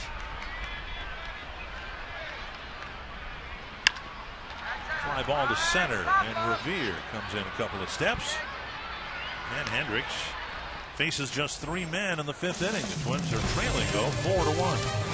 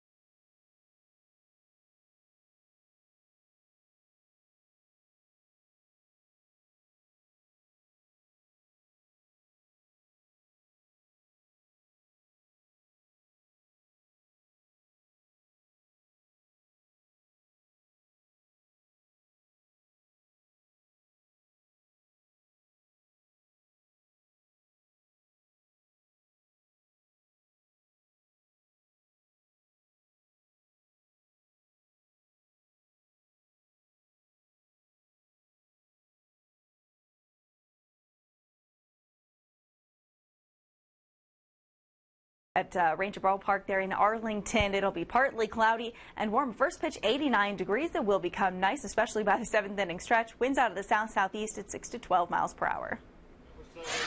Well, that doesn't sound so bad. 89 degrees in Texas. 65 degrees here right now. Gorgeous afternoon. Twins hoping to turn this game around here in the 6th inning and get out of town with a series win. They will have won the season series if they can come back and win this game. Mauer leading things off in the 6th. And a strike on the outside corner.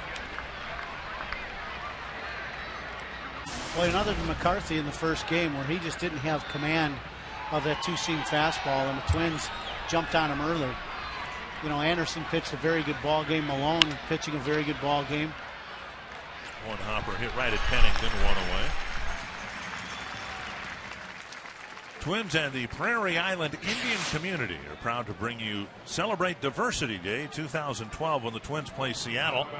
The first 5,000 fans will get a Celebrate Diversity coffee mug 1 week from today. And if you get there a few minutes early, you can catch an entertaining pregame ceremony featuring the music and dancing of numerous cultures. Good seats available for the Twins Mariners series. And you can check out the pricing at twinsbaseball.com or, of course, 1-800-33-TWINS. One strike to Willingham with the bases empty. He's bounced to third and popped to second. Ball has come out of the Twins bullpen. Alex Burnett warming up down there. Must be ready. One of his early pitches ends up out in right field.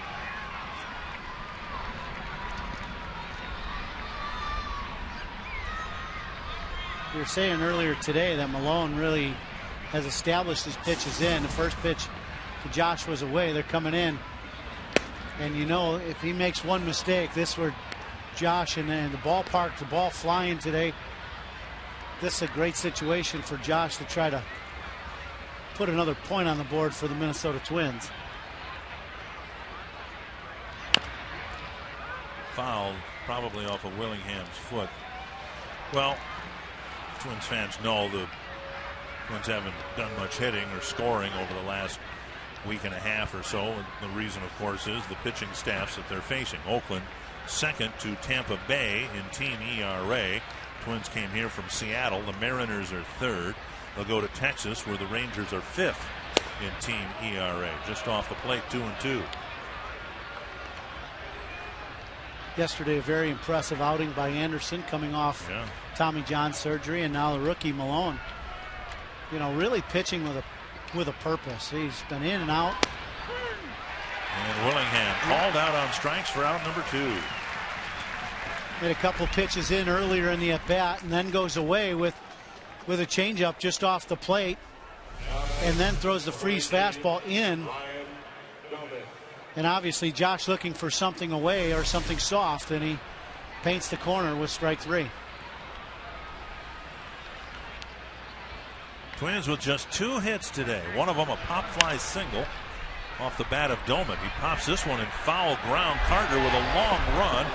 Nearly got Rick Stelmazek. Hey, Stelly?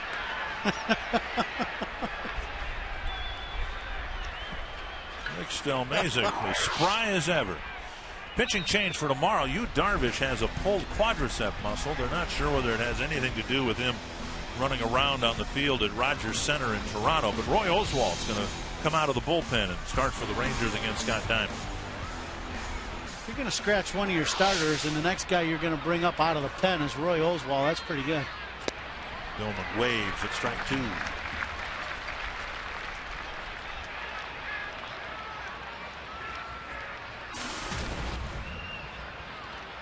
Doman scored the only Twins run after his pop fly single in short right field.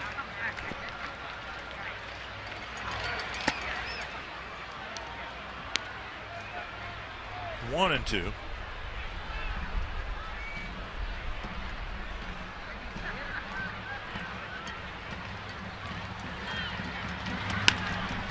Pulled foul. Different teams do it in different manners, but they all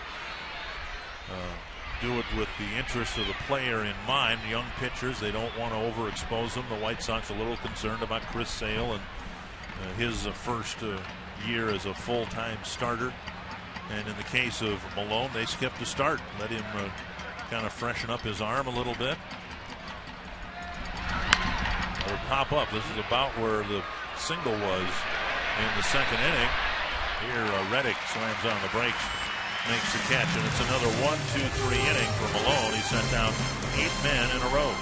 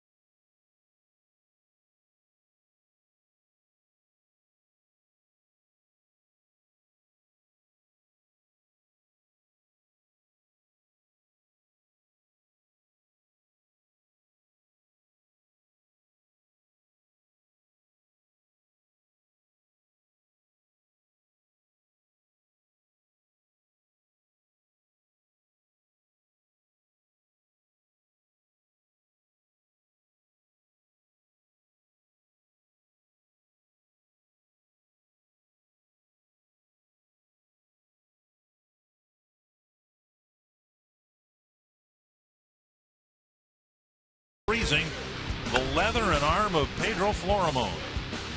Going way over into the hole to make a catch, and then you look at the throwing position, and then an outstanding pick by Joe Mauer. And that's just a great play by Pedro Florimon and a great pick by Joe Mauer for your Coors Light Freeze Camp. It's more than that. It's the Frost Brewed Coors Light Freeze Camp. So the Blue Mountains are very important yes. on that. Seth Smith leading off the 6th inning against Alex Burnett. Strike one. There's Burnett's numbers on the season, with Hendricks going 5 and giving up 4 earned runs. Burnett misses inside 1-1.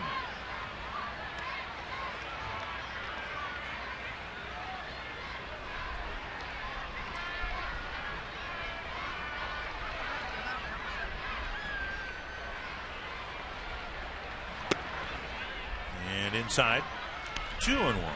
I know we were talking about this earlier with Seth Smith. Since we've come to town, he's really swung the bat well. 2 for 4 this series, but even the outs, he's hit some line drives and really swung the bat well. He's a guy, you know, his average is down. He was only hitting 240s, but a guy that really has a good approach at the plate, and he's going to end up being a pretty good hitter in the big leagues. 1 down to Hopper to Alexi Casilla. 20 home games left this year at Target Field, and tickets are available for all games, including the 3-game series with the Yankees in September. The series is September 24th through the 26th. Good seats still available, and you can order your Yankee tickets or any other tickets for any other game left on the schedule. Call 800-33-TWINS or twinsbaseball.com. 1 gone on the 6th. There's Josh Donaldson. He drives it foul.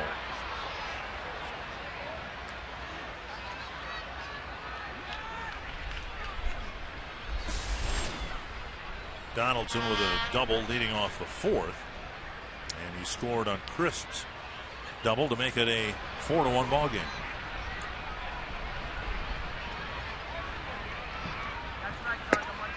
Strike 2.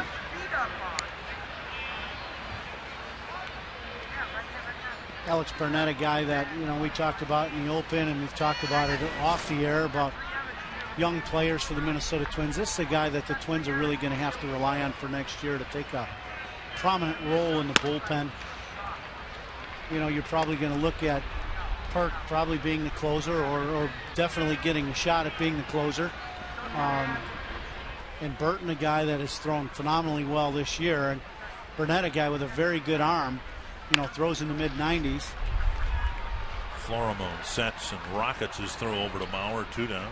And that's just, you're looking at a guy who throws in the mid-90s, has good breaking balls. We just saw him, get the easy ground ball. And, for this last 6 weeks, I look at how are the Twins going to set up, Trevor Plouffe. Is he going to be your third baseman? Burnett, is he going to be your 6th, 7th inning guy? Is he going to be able to establish that role? And, we've talked about so many of these young guys right now getting a shot at really establishing themselves to either be on the roster or be a big league player and be an everyday player in the big leagues next season. There are so many positions where the Twins are going to be paying very close attention. There's a pop-up foul and out of play, but I really think that the shortstop position is going to be fascinating to watch. Based on what we've seen from Florimon, he'll be given every opportunity to play for a while, unless or until he seems overmatched. His stock is going to continue to rise here in the final 4th of the season. There's a called strike. And that's remembering, of course, that the season started with Jamie Carroll as an everyday shortstop, and Dozier had the job through the middle months. But what's not to like about Florimon so far? There's a foul pop again back into the seats. So the Twins, I know have been waiting for a long time for somebody to be their shortstop for a number of years in a row. And here we are with roughly 40 games to go, and that's still very much a question mark this year.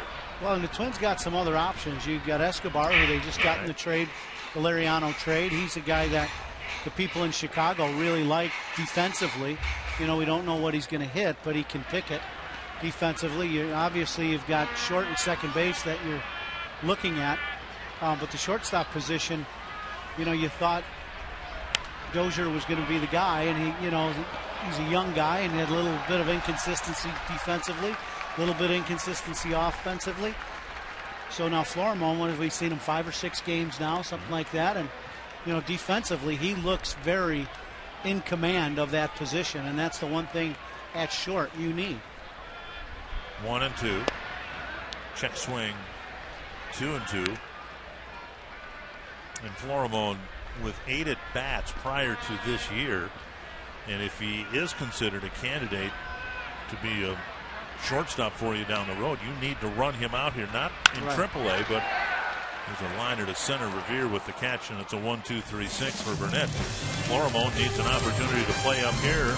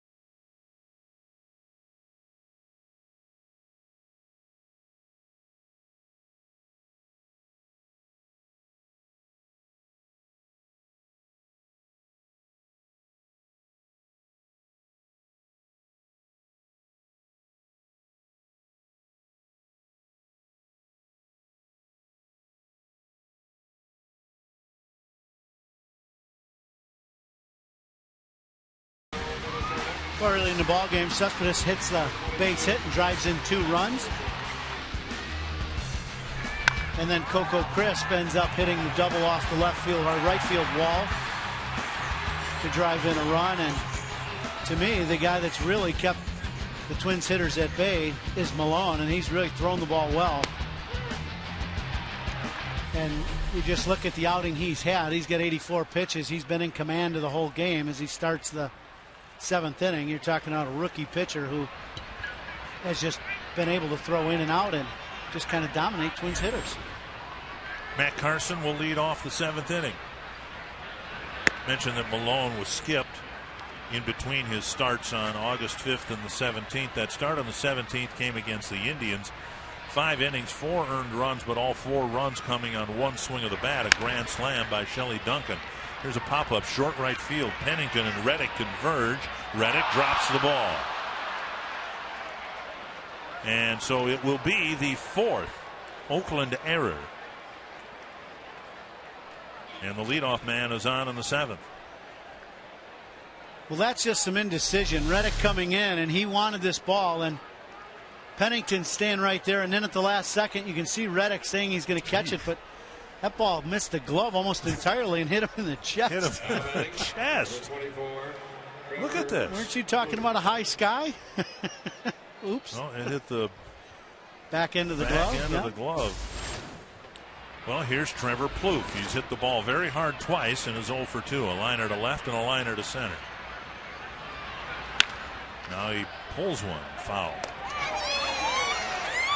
The ball boy made a really good play out there the other night. And he catches that line drive. May want to audition for an outfield spot here. Well, and even that ball that Trevor hit, even though he hooked it foul, he was on top of that ball. The thing that you're going to watch for with Trevor is him being able to hit some line drives and keep the ball out of the air. Fly to fairly deep center. And very frustrated Trevor Plouffe as he goes down to first base. That ball, a pitch he can handle, and as he gets the barrel of the bat to the hitting zone, that barrel just dips underneath and just hits the ball straight up. AT&T trivia. So we've had some guesses. Yeah, I would think Kenny Holtzman or Vida Blue, and it is Vida Blue. We mentioned all 3 of them. So does that mean we get 3 bonus points for Texas? Yep. Yep, and we may need well, that's them a there. shocking answer from you.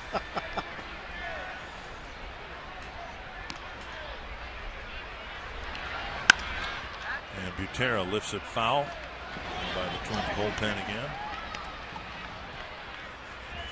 Butera drove in the Twins run with a ground ball, then he wrapped into a double play in the 4th.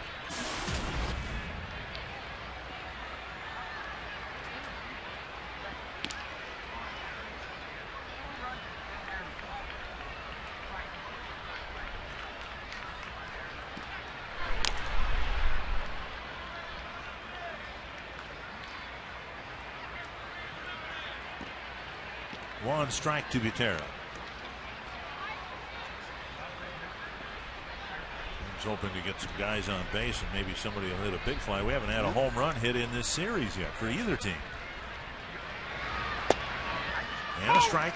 0-2 now to Butera. A couple balls yesterday were hit to the middle of the field and just kind of shut down. One to right center. See this pitch from Malone. Right on the outside corner. Box Strikes brought to you by Carrier. 0-2 to Butera. Florimone on deck. Foul tip. And Kataris hangs on. 2 gone.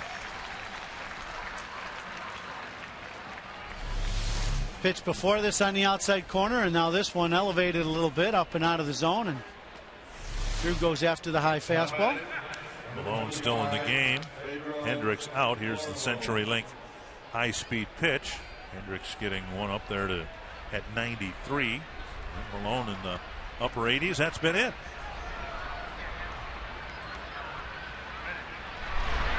Florimone has been swinging and missing a lot in this series, hitting out of the 9th spot for the Twins. A couple of strikeouts last night, and a strikeout and a ground ball today. Well, and that's part of him feeling he swings the bat much better left-handed. He just gets a lot more at bats and a lot more swings left-handed. I like his swing right-handed, but there's a confidence factor there when you don't have many at-bats as a right-handed hitter. Your confidence just isn't quite there. He swung over a couple breaking balls, but mechanically his swing is very good from the right side of the plate. To third. Backhanded by Donaldson. And a stretch by Carter. And the Twins are done quickly again in the 7th. Tommy Milone handcuffing the Twins through 7 innings.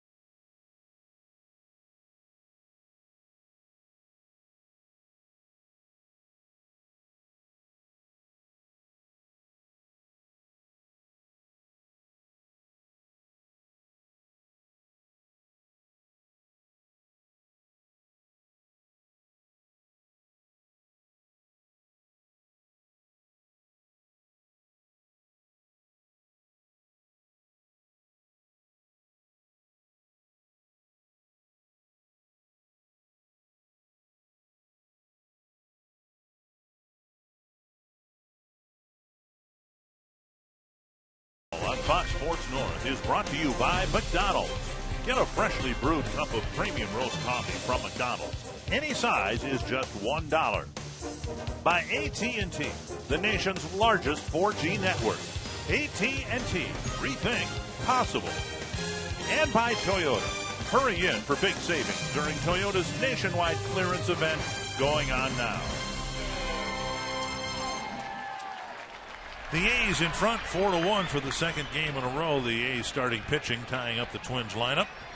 Cliff Pennington will lead things off against Tyler Robertson. First pitch lifted foul. Over the Twins dugout, out of play. See the numbers for Robertson. This will be his 25th appearance. 1-1 record. High ERA, and that's only from a couple outings where his ERA got elevated, but very good strikeout to walk ratio for Tyler. Swing and a miss, 0-2. Pennington, Crisp, and Drew for the A's here in the 7th.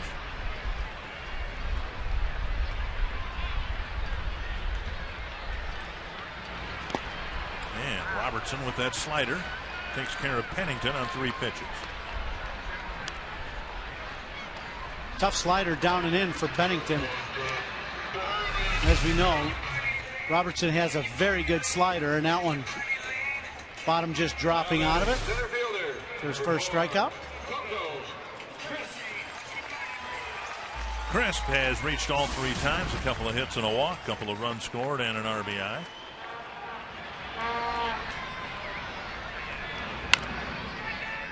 Tapped foul. Coco Crisp has had a pretty good series with 4 hits and 11 at-bats. Stole a few bases. Hit the big double in this game to score a run.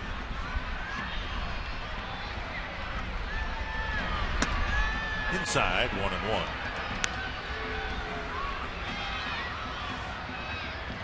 Alex Burnett pitched a 1-2-3-6. Robertson hoping to do the same and hope that the Twins can find a spark of some sort to generate some runs late in the game. There's a drive to left center field. And gone, a home run for Crisp, his 8th of the year, and he's had quite a game here today. With a walk, a single, a double, now a home run in the 7th. Well, he had been on every time up in this ball game with a walk, a single, a double, and now a solo home run to left field. Crisp's eighth home run of the season. And we'll take a look at it. This pitch wanted it in. The slider, and it stayed up just enough for Crisp to get the barrel of the bat on it. And we talked about the ball carrying pretty good here in Oakland today during the day game, and that ball just barely gets over the left field wall. Been a much better hitter from the left side than the right side this year. His home run against Robertson, just his second home run as a right-handed batter. Here's Stephen Drew. 2-0. Drew with a fly to center, a walk, and a foul out to Plouffe.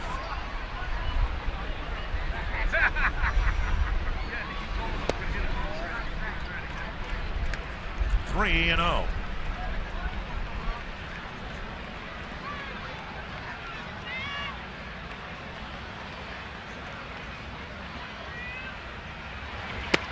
And a strike that covers the inside corner. So as you were talking with Drew coming over here, you know, and Melvin having him in Arizona as the manager, you know, Drew, a 265 lifetime hitter. He's hit some home runs, has some pop in his bat where he's got over 70 home runs lifetime. And he just gives you a veteran presence at shortstop, you know, down this playoff race. You wonder if the Oakland A's are going to try to make any more moves. This is the first time they've been in this race in a little while. Rick Anderson to the mound to try to get Tyler Robertson squared away.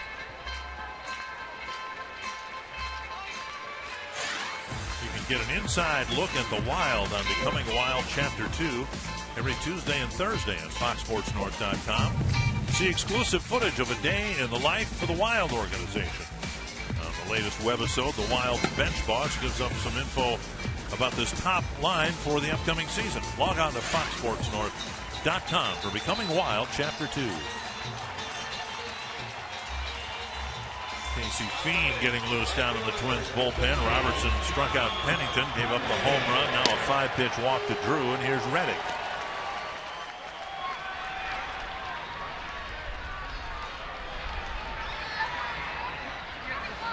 Indians and Mariners tied at 1 in the 7th inning at Safeco Field. Mariners have been just about unbeatable since the All-Star break in their home ballpark. Very high, ball one.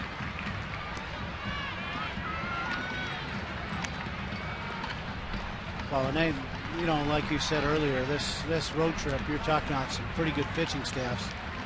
The Mariners definitely threw the ball well when we were in Seattle, and now we're running into the same thing in Oakland. Bouncer to first. Mauer with the pickup. Force at second. Floromon's return throw between Butera and Robertson. And the ball off the field to play. And Reddick will gain second base. So an error charge to Floromon. Yeah, and this is just an ill-advised throw. You got the Force at second, but Robertson being a left-hander and falling off the mound towards third base, takes him a lot longer to get to first base. And he wasn't there, and you see the throw, and then the throw behind Robertson. This would have been a play that he could have just ate that ball at second base. It's Floromon and kept the runner at first. 2 down, runner at second. And now Yoenis Cespedes. Second error charge to Floromon on this road trip. Cespedes might be walked here. Butera extending that right hand, and time called before Robertson delivered a pitch. He was halfway through his windup before he realized that time had been called, and most importantly that Butera had put up 4 fingers to walk Cespedes. I think Mark Rippinger, the home plate umpire, was happy Robertson didn't just cut that one loose.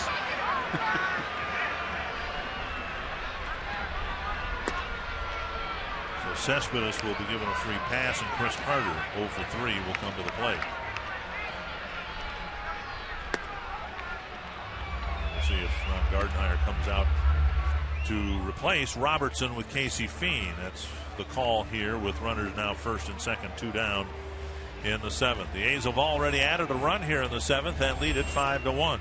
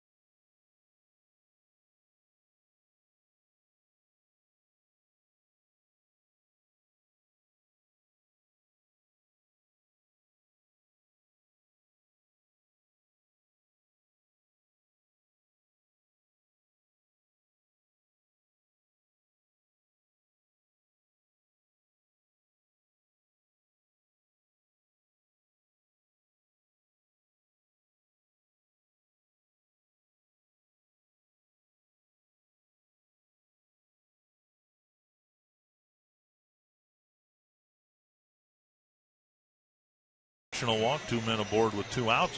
Rasmussen College is proud to present Student Days every Wednesday at Target Field. Students can attend the Twins Mariners game next Wednesday, and tickets are available starting at 9 in the morning next Wednesday. There's a limit of 1 ticket per student with a valid ID. You get a standing room only ticket for just $8. For more information on Rasmussen College Student Days, visit twinsbaseball.com or call 800-33-TWINS. New pitcher for the Minnesota Twins, Casey Fien. Be his 19th appearance, a very good ERA of 1.33. He's only thrown 20 innings, but a very good strikeout to walk ratio. And American League hitters are only hitting 194 off him. That's one of the encouraging things. All the numbers for Fien are very good. He hasn't given up a home run yet in quite a few innings now. 1 strike to Carter. Guy that Terry Ryan, in the offseason, a lot of talk about bullpen guys that getting some real quality arms, guys that can rush the ball up there into, that 93 to 96 range. And Casey, one of those guys that can throw into the mid-90s with, as you saw, pretty good changeup.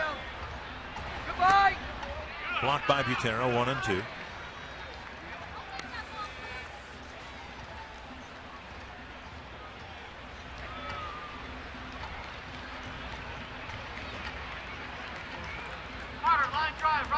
Fien, a guy that at times likes to throw the ball inside and likes to mix it up. I really like when he's on, he's throwing the ball hard and throwing in. And the one thing about this is Carter is a guy that likes that ball inside. He takes one off the mask.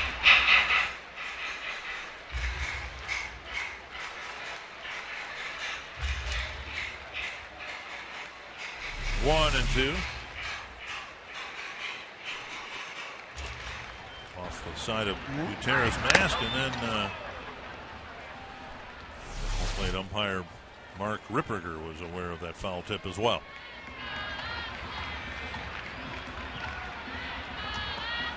One and two.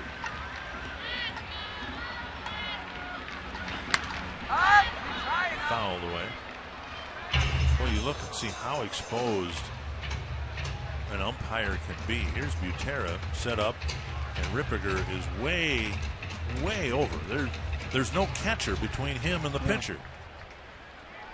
Well, the umpire always setting up, or most of them set up on the inside corner of home plate and understand where the outside corner is at.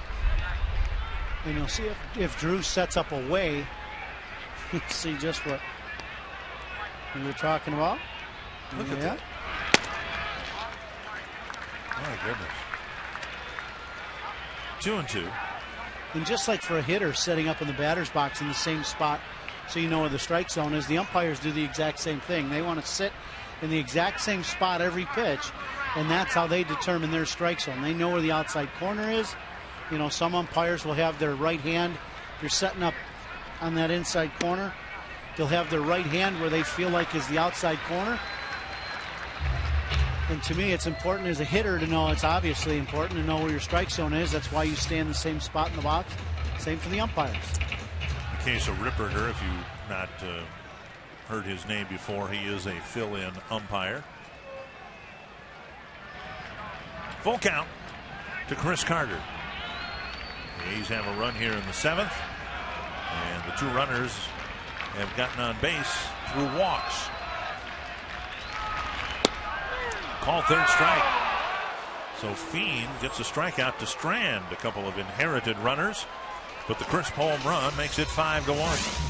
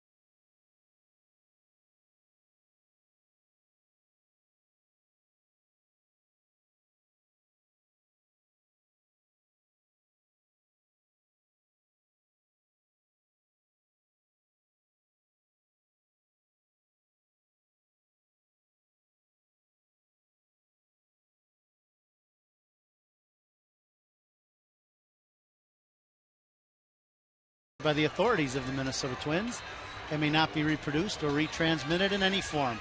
And the accounts and descriptions of this game may not be disseminated without the express written consent of the Minnesota Twins, LLC. Transeminated again. No, I said disseminated. Oh, you did? Okay, all right. I think I did. I don't know. Close it's a enough. Day game. It's a day game. It's a day game. Ben Revere leading off the 8th inning. Twins down by 4. It'll be Revere, Casilla, and Mauer. Twins couldn't do much with left-hander Brett Anderson last night, and they've done very little against Tommy Malone. Just 2 hits. They came consecutively in the 2nd, and the first of those 2 hits was a pop fly single into right field. Revere to center, and Crisp streaks in, makes the catch one away. So 1 gone in the 8th. You can subscribe to MLB.TV today at a reduced price and see the remaining Twins out-of-market games live online and on your favorite devices in HD quality. Visit twinsbaseball.com to order and get more details. MLB.TV, baseball everywhere. Home territory blackout restrictions apply. 1 down in the 8th. Here's Casilla. Strike 1.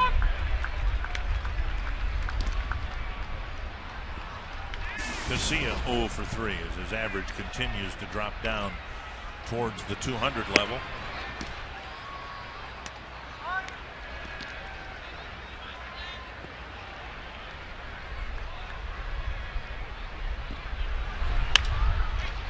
To short left center field. Cespedes with the catch at number 2. And it'll bring up Joe Mauer. As Malone closes in on 100 pitches, as the game's gone on, he's been more and more impressive. He's been hitting his spots in and out, back and forth with speed, changeups and breaking balls. And the one guy probably with the best stuff on the staff, McCarthy, was the one guy that the Twins actually got to early in the ballgame in the first game of this series. Strike on the outside corner.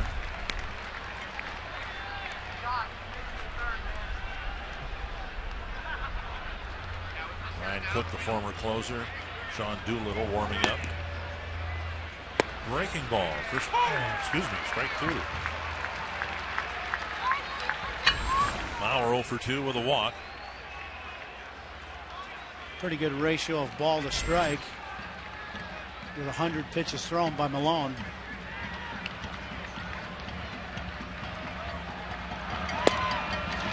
Trying to hit the outside corner with the same pitch he got strike 1. The fastball, but just off the plate. Maybe one of the league's leading hitters gets this call. That ball just off the plate. But we really haven't seen just any non-competitive pitches as this pitch hits the inside corner for strike 3, and Joe doesn't like this call at all.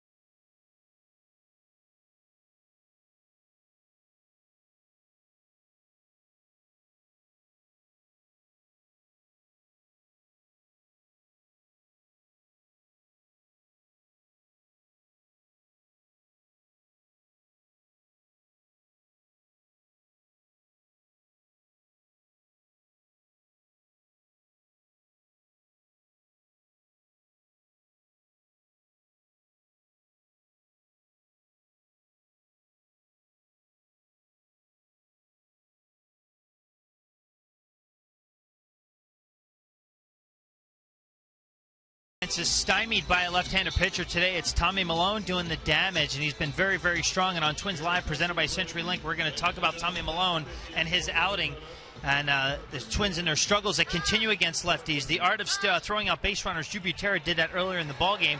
Our former Twins catcher Tim Laudner going to break that down. The art of throwing out a base steal. And Ron Gardhire in his post-game thoughts. What do they need to do to get back on the winning side? Should they not come up with a win? They got to head to Texas for 4 more, Dick and Ron.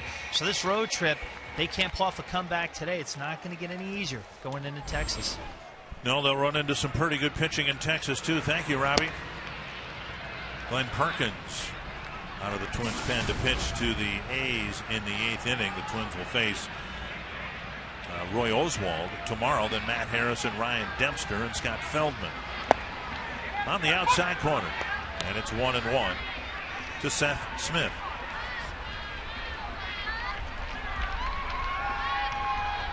Smith, Donaldson, and Kataris facing Perkins here in the 8th. Bouncer to Mauer. He'll go to the bag. Smith retired, 1 away. Maybe it's the West Coast. You know, we feeling kind of seriously. We came out here early in the year. Serious, the Twins got no hit by Jaron Weaver. Almost got no hit by Jerome Williams. Then they went up to Felix Hernandez and almost got no hit. We scored, 6 runs in Seattle. Then we had, 7 here the other night. But nothing since of any magnitude.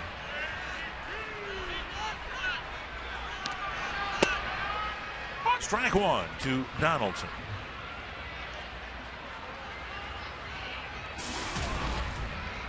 I don't really have an answer for you for the West Coast. I loved coming out here to play. It's usually gets some good weather. It's a little cool in Seattle the second 2 days. First day was really warm, but beautiful day today to play. Twins have just run into some very good pitching for Seattle and Oakland. Maybe it's the West Coast for everybody in the American League. Well, you look at the teams. The pitching you have to face on those West Coast teams. That'll make you look a little lethargic. This, the last two guys, Anderson yesterday really threw a great ball game. And everybody in the clubhouse, from Ron Gardenhire to Joe Mauer, Justin Morneau, everybody talking about how good the stuff was of Anderson. And now today, Malone, he's not a guy that's overpowering. But as we were saying at the end of last inning, he really hasn't made any pitches that were non-competitive pitches. Every pitch that he's thrown since probably the second inning has had a purpose. If it was in, he got it in. If he wanted to throw a strike in, he did. Here the last couple innings, he's had pinpoint control of the outside corner to lefties or righties. His strike to ball ratio we showed is phenomenal, and he's just really throwing a good ball game. The right field corner and twisting foul. I guess the example of what you're talking about that stands out in today's game. It was a 3-1 game in the fourth inning. The A's were dropping the ball, throwing it around. They gave the Twins a great chance. Twins had runners at first and third, and one out. Plouffe had just been retired. Butera was at the plate, and they came inside with a fastball, and then Malone threw the little changeup down and away, and he got Butera to bounce into an inning-ending double play. This one pulled foul, but the double play doesn't happen probably unless Butera stood up with an inside fastball. Right, and the one thing about Malone, and this is what a lot of young pitchers can look at, if you can establish your fastball and then establish that fastball inside, which he did the first 3 innings very well, then all of a sudden that outer third, all you're getting is a hitter to just flinch a little bit, and then instead of that ball being a base hit like this one to left field, it ends up being a ground ball to short. Donaldson gets his second hit. And our Coors Light Cold Hard Blast, the only home run of the series so far, off the bat of Coco Crisp. Well, a guy not expected to hit a lot of home runs, but can run into a few. Coco Crisp hitting the home run to left field for your Coors Light Cold Hard Blast. Here's George Kataris.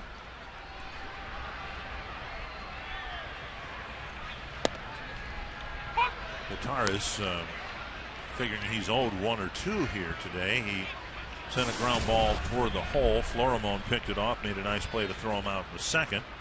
Then he hit a smash past the first base bag, but Mauer picked it off and ran to the bag for an out. And then his last time up, he lined out to Revere. 1-1 to the backup catcher for the A's, George Kataris, former Brewer. Tapper to second. Casilla fires to Florimon. Return throw, a double play and a nice one. 4-6-3. So the A's enjoy a 4-run lead as we go to the ninth.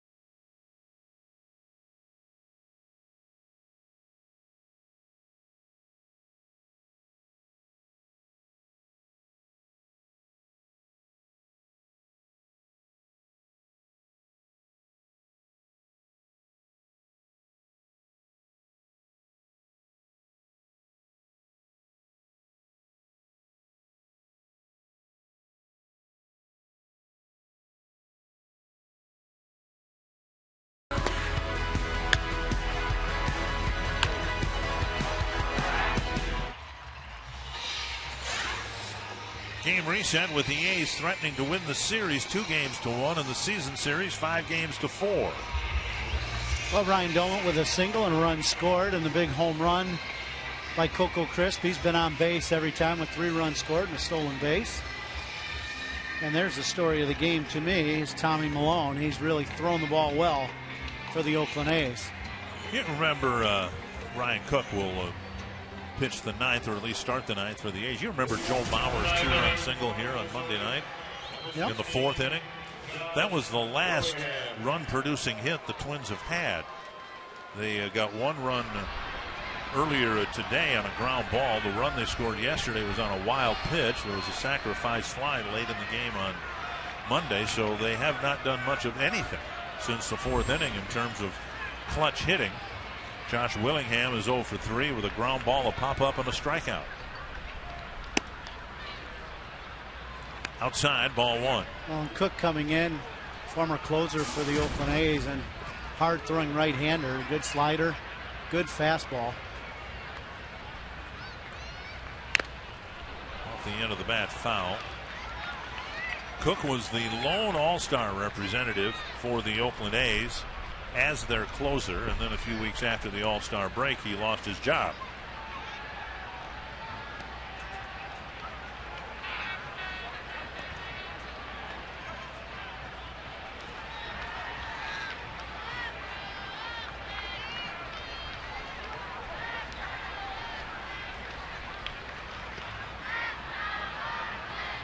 One and one to Willingham.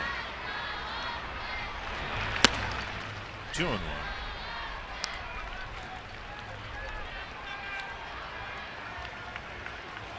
In the All-Star game, Cook pitched a scoreless 7th inning, striking out Bryce Harper and David Wright.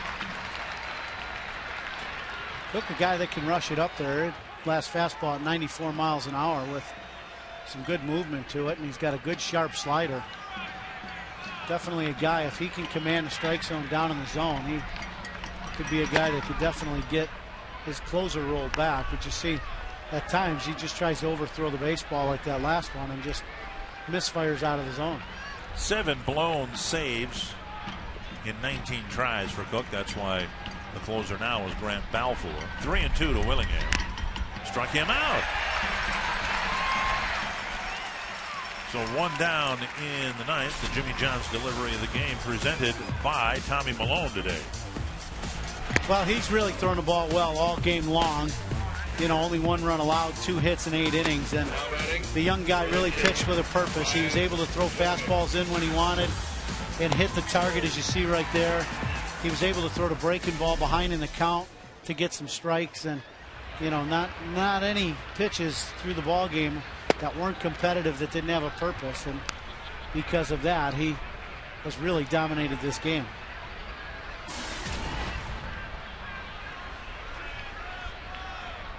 Doumit is a left-handed batter. Fouls it to the screen. 1-1.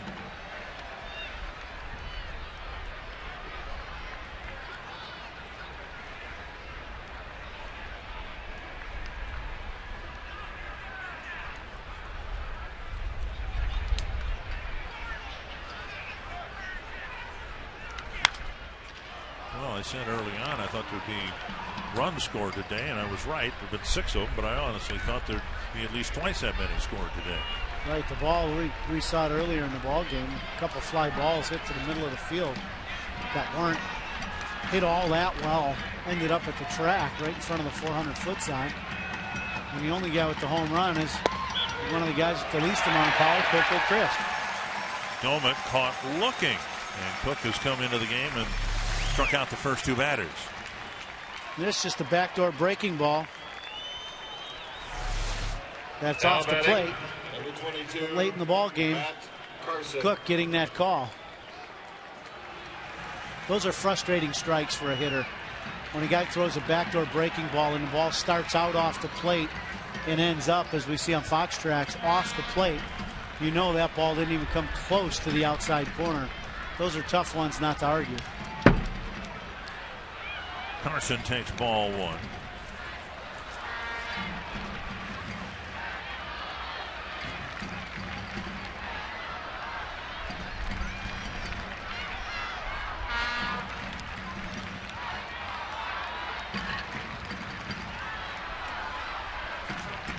1-0 to Carson. Carson cracked a double to left center field, and when you look at the score sheet, there have been a couple of well-hit outs, but only 2 hits on the board. The other one was a pop fly single.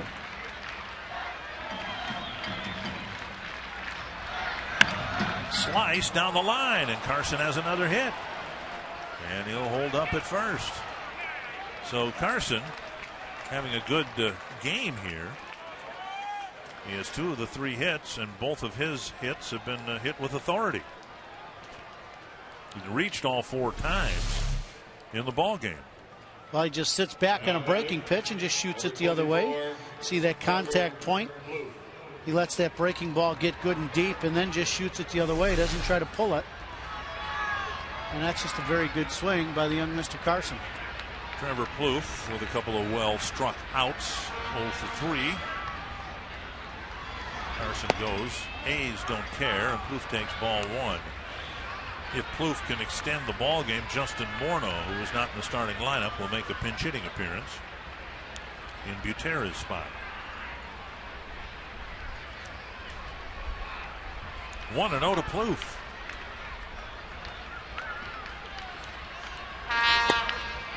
Called strike. I can understand why Cook would be a closer.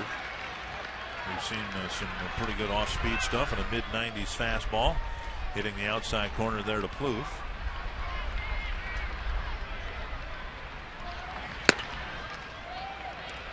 Off the plate, 2-1. Of course, a year ago, Andrew Bailey was the closer here in Oakland. Traded to the Red Sox. Had the thumb injury, hasn't been able to help them. Sliced foul, 2-2. And the Twins are down to their last strike.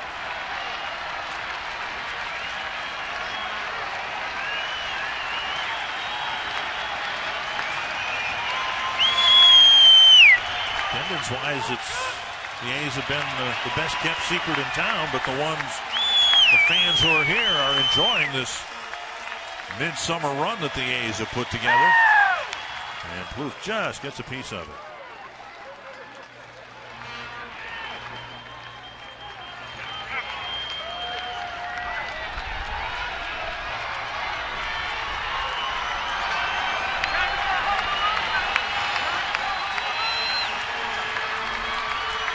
It's the rally cap, but the A's are up by 4 runs.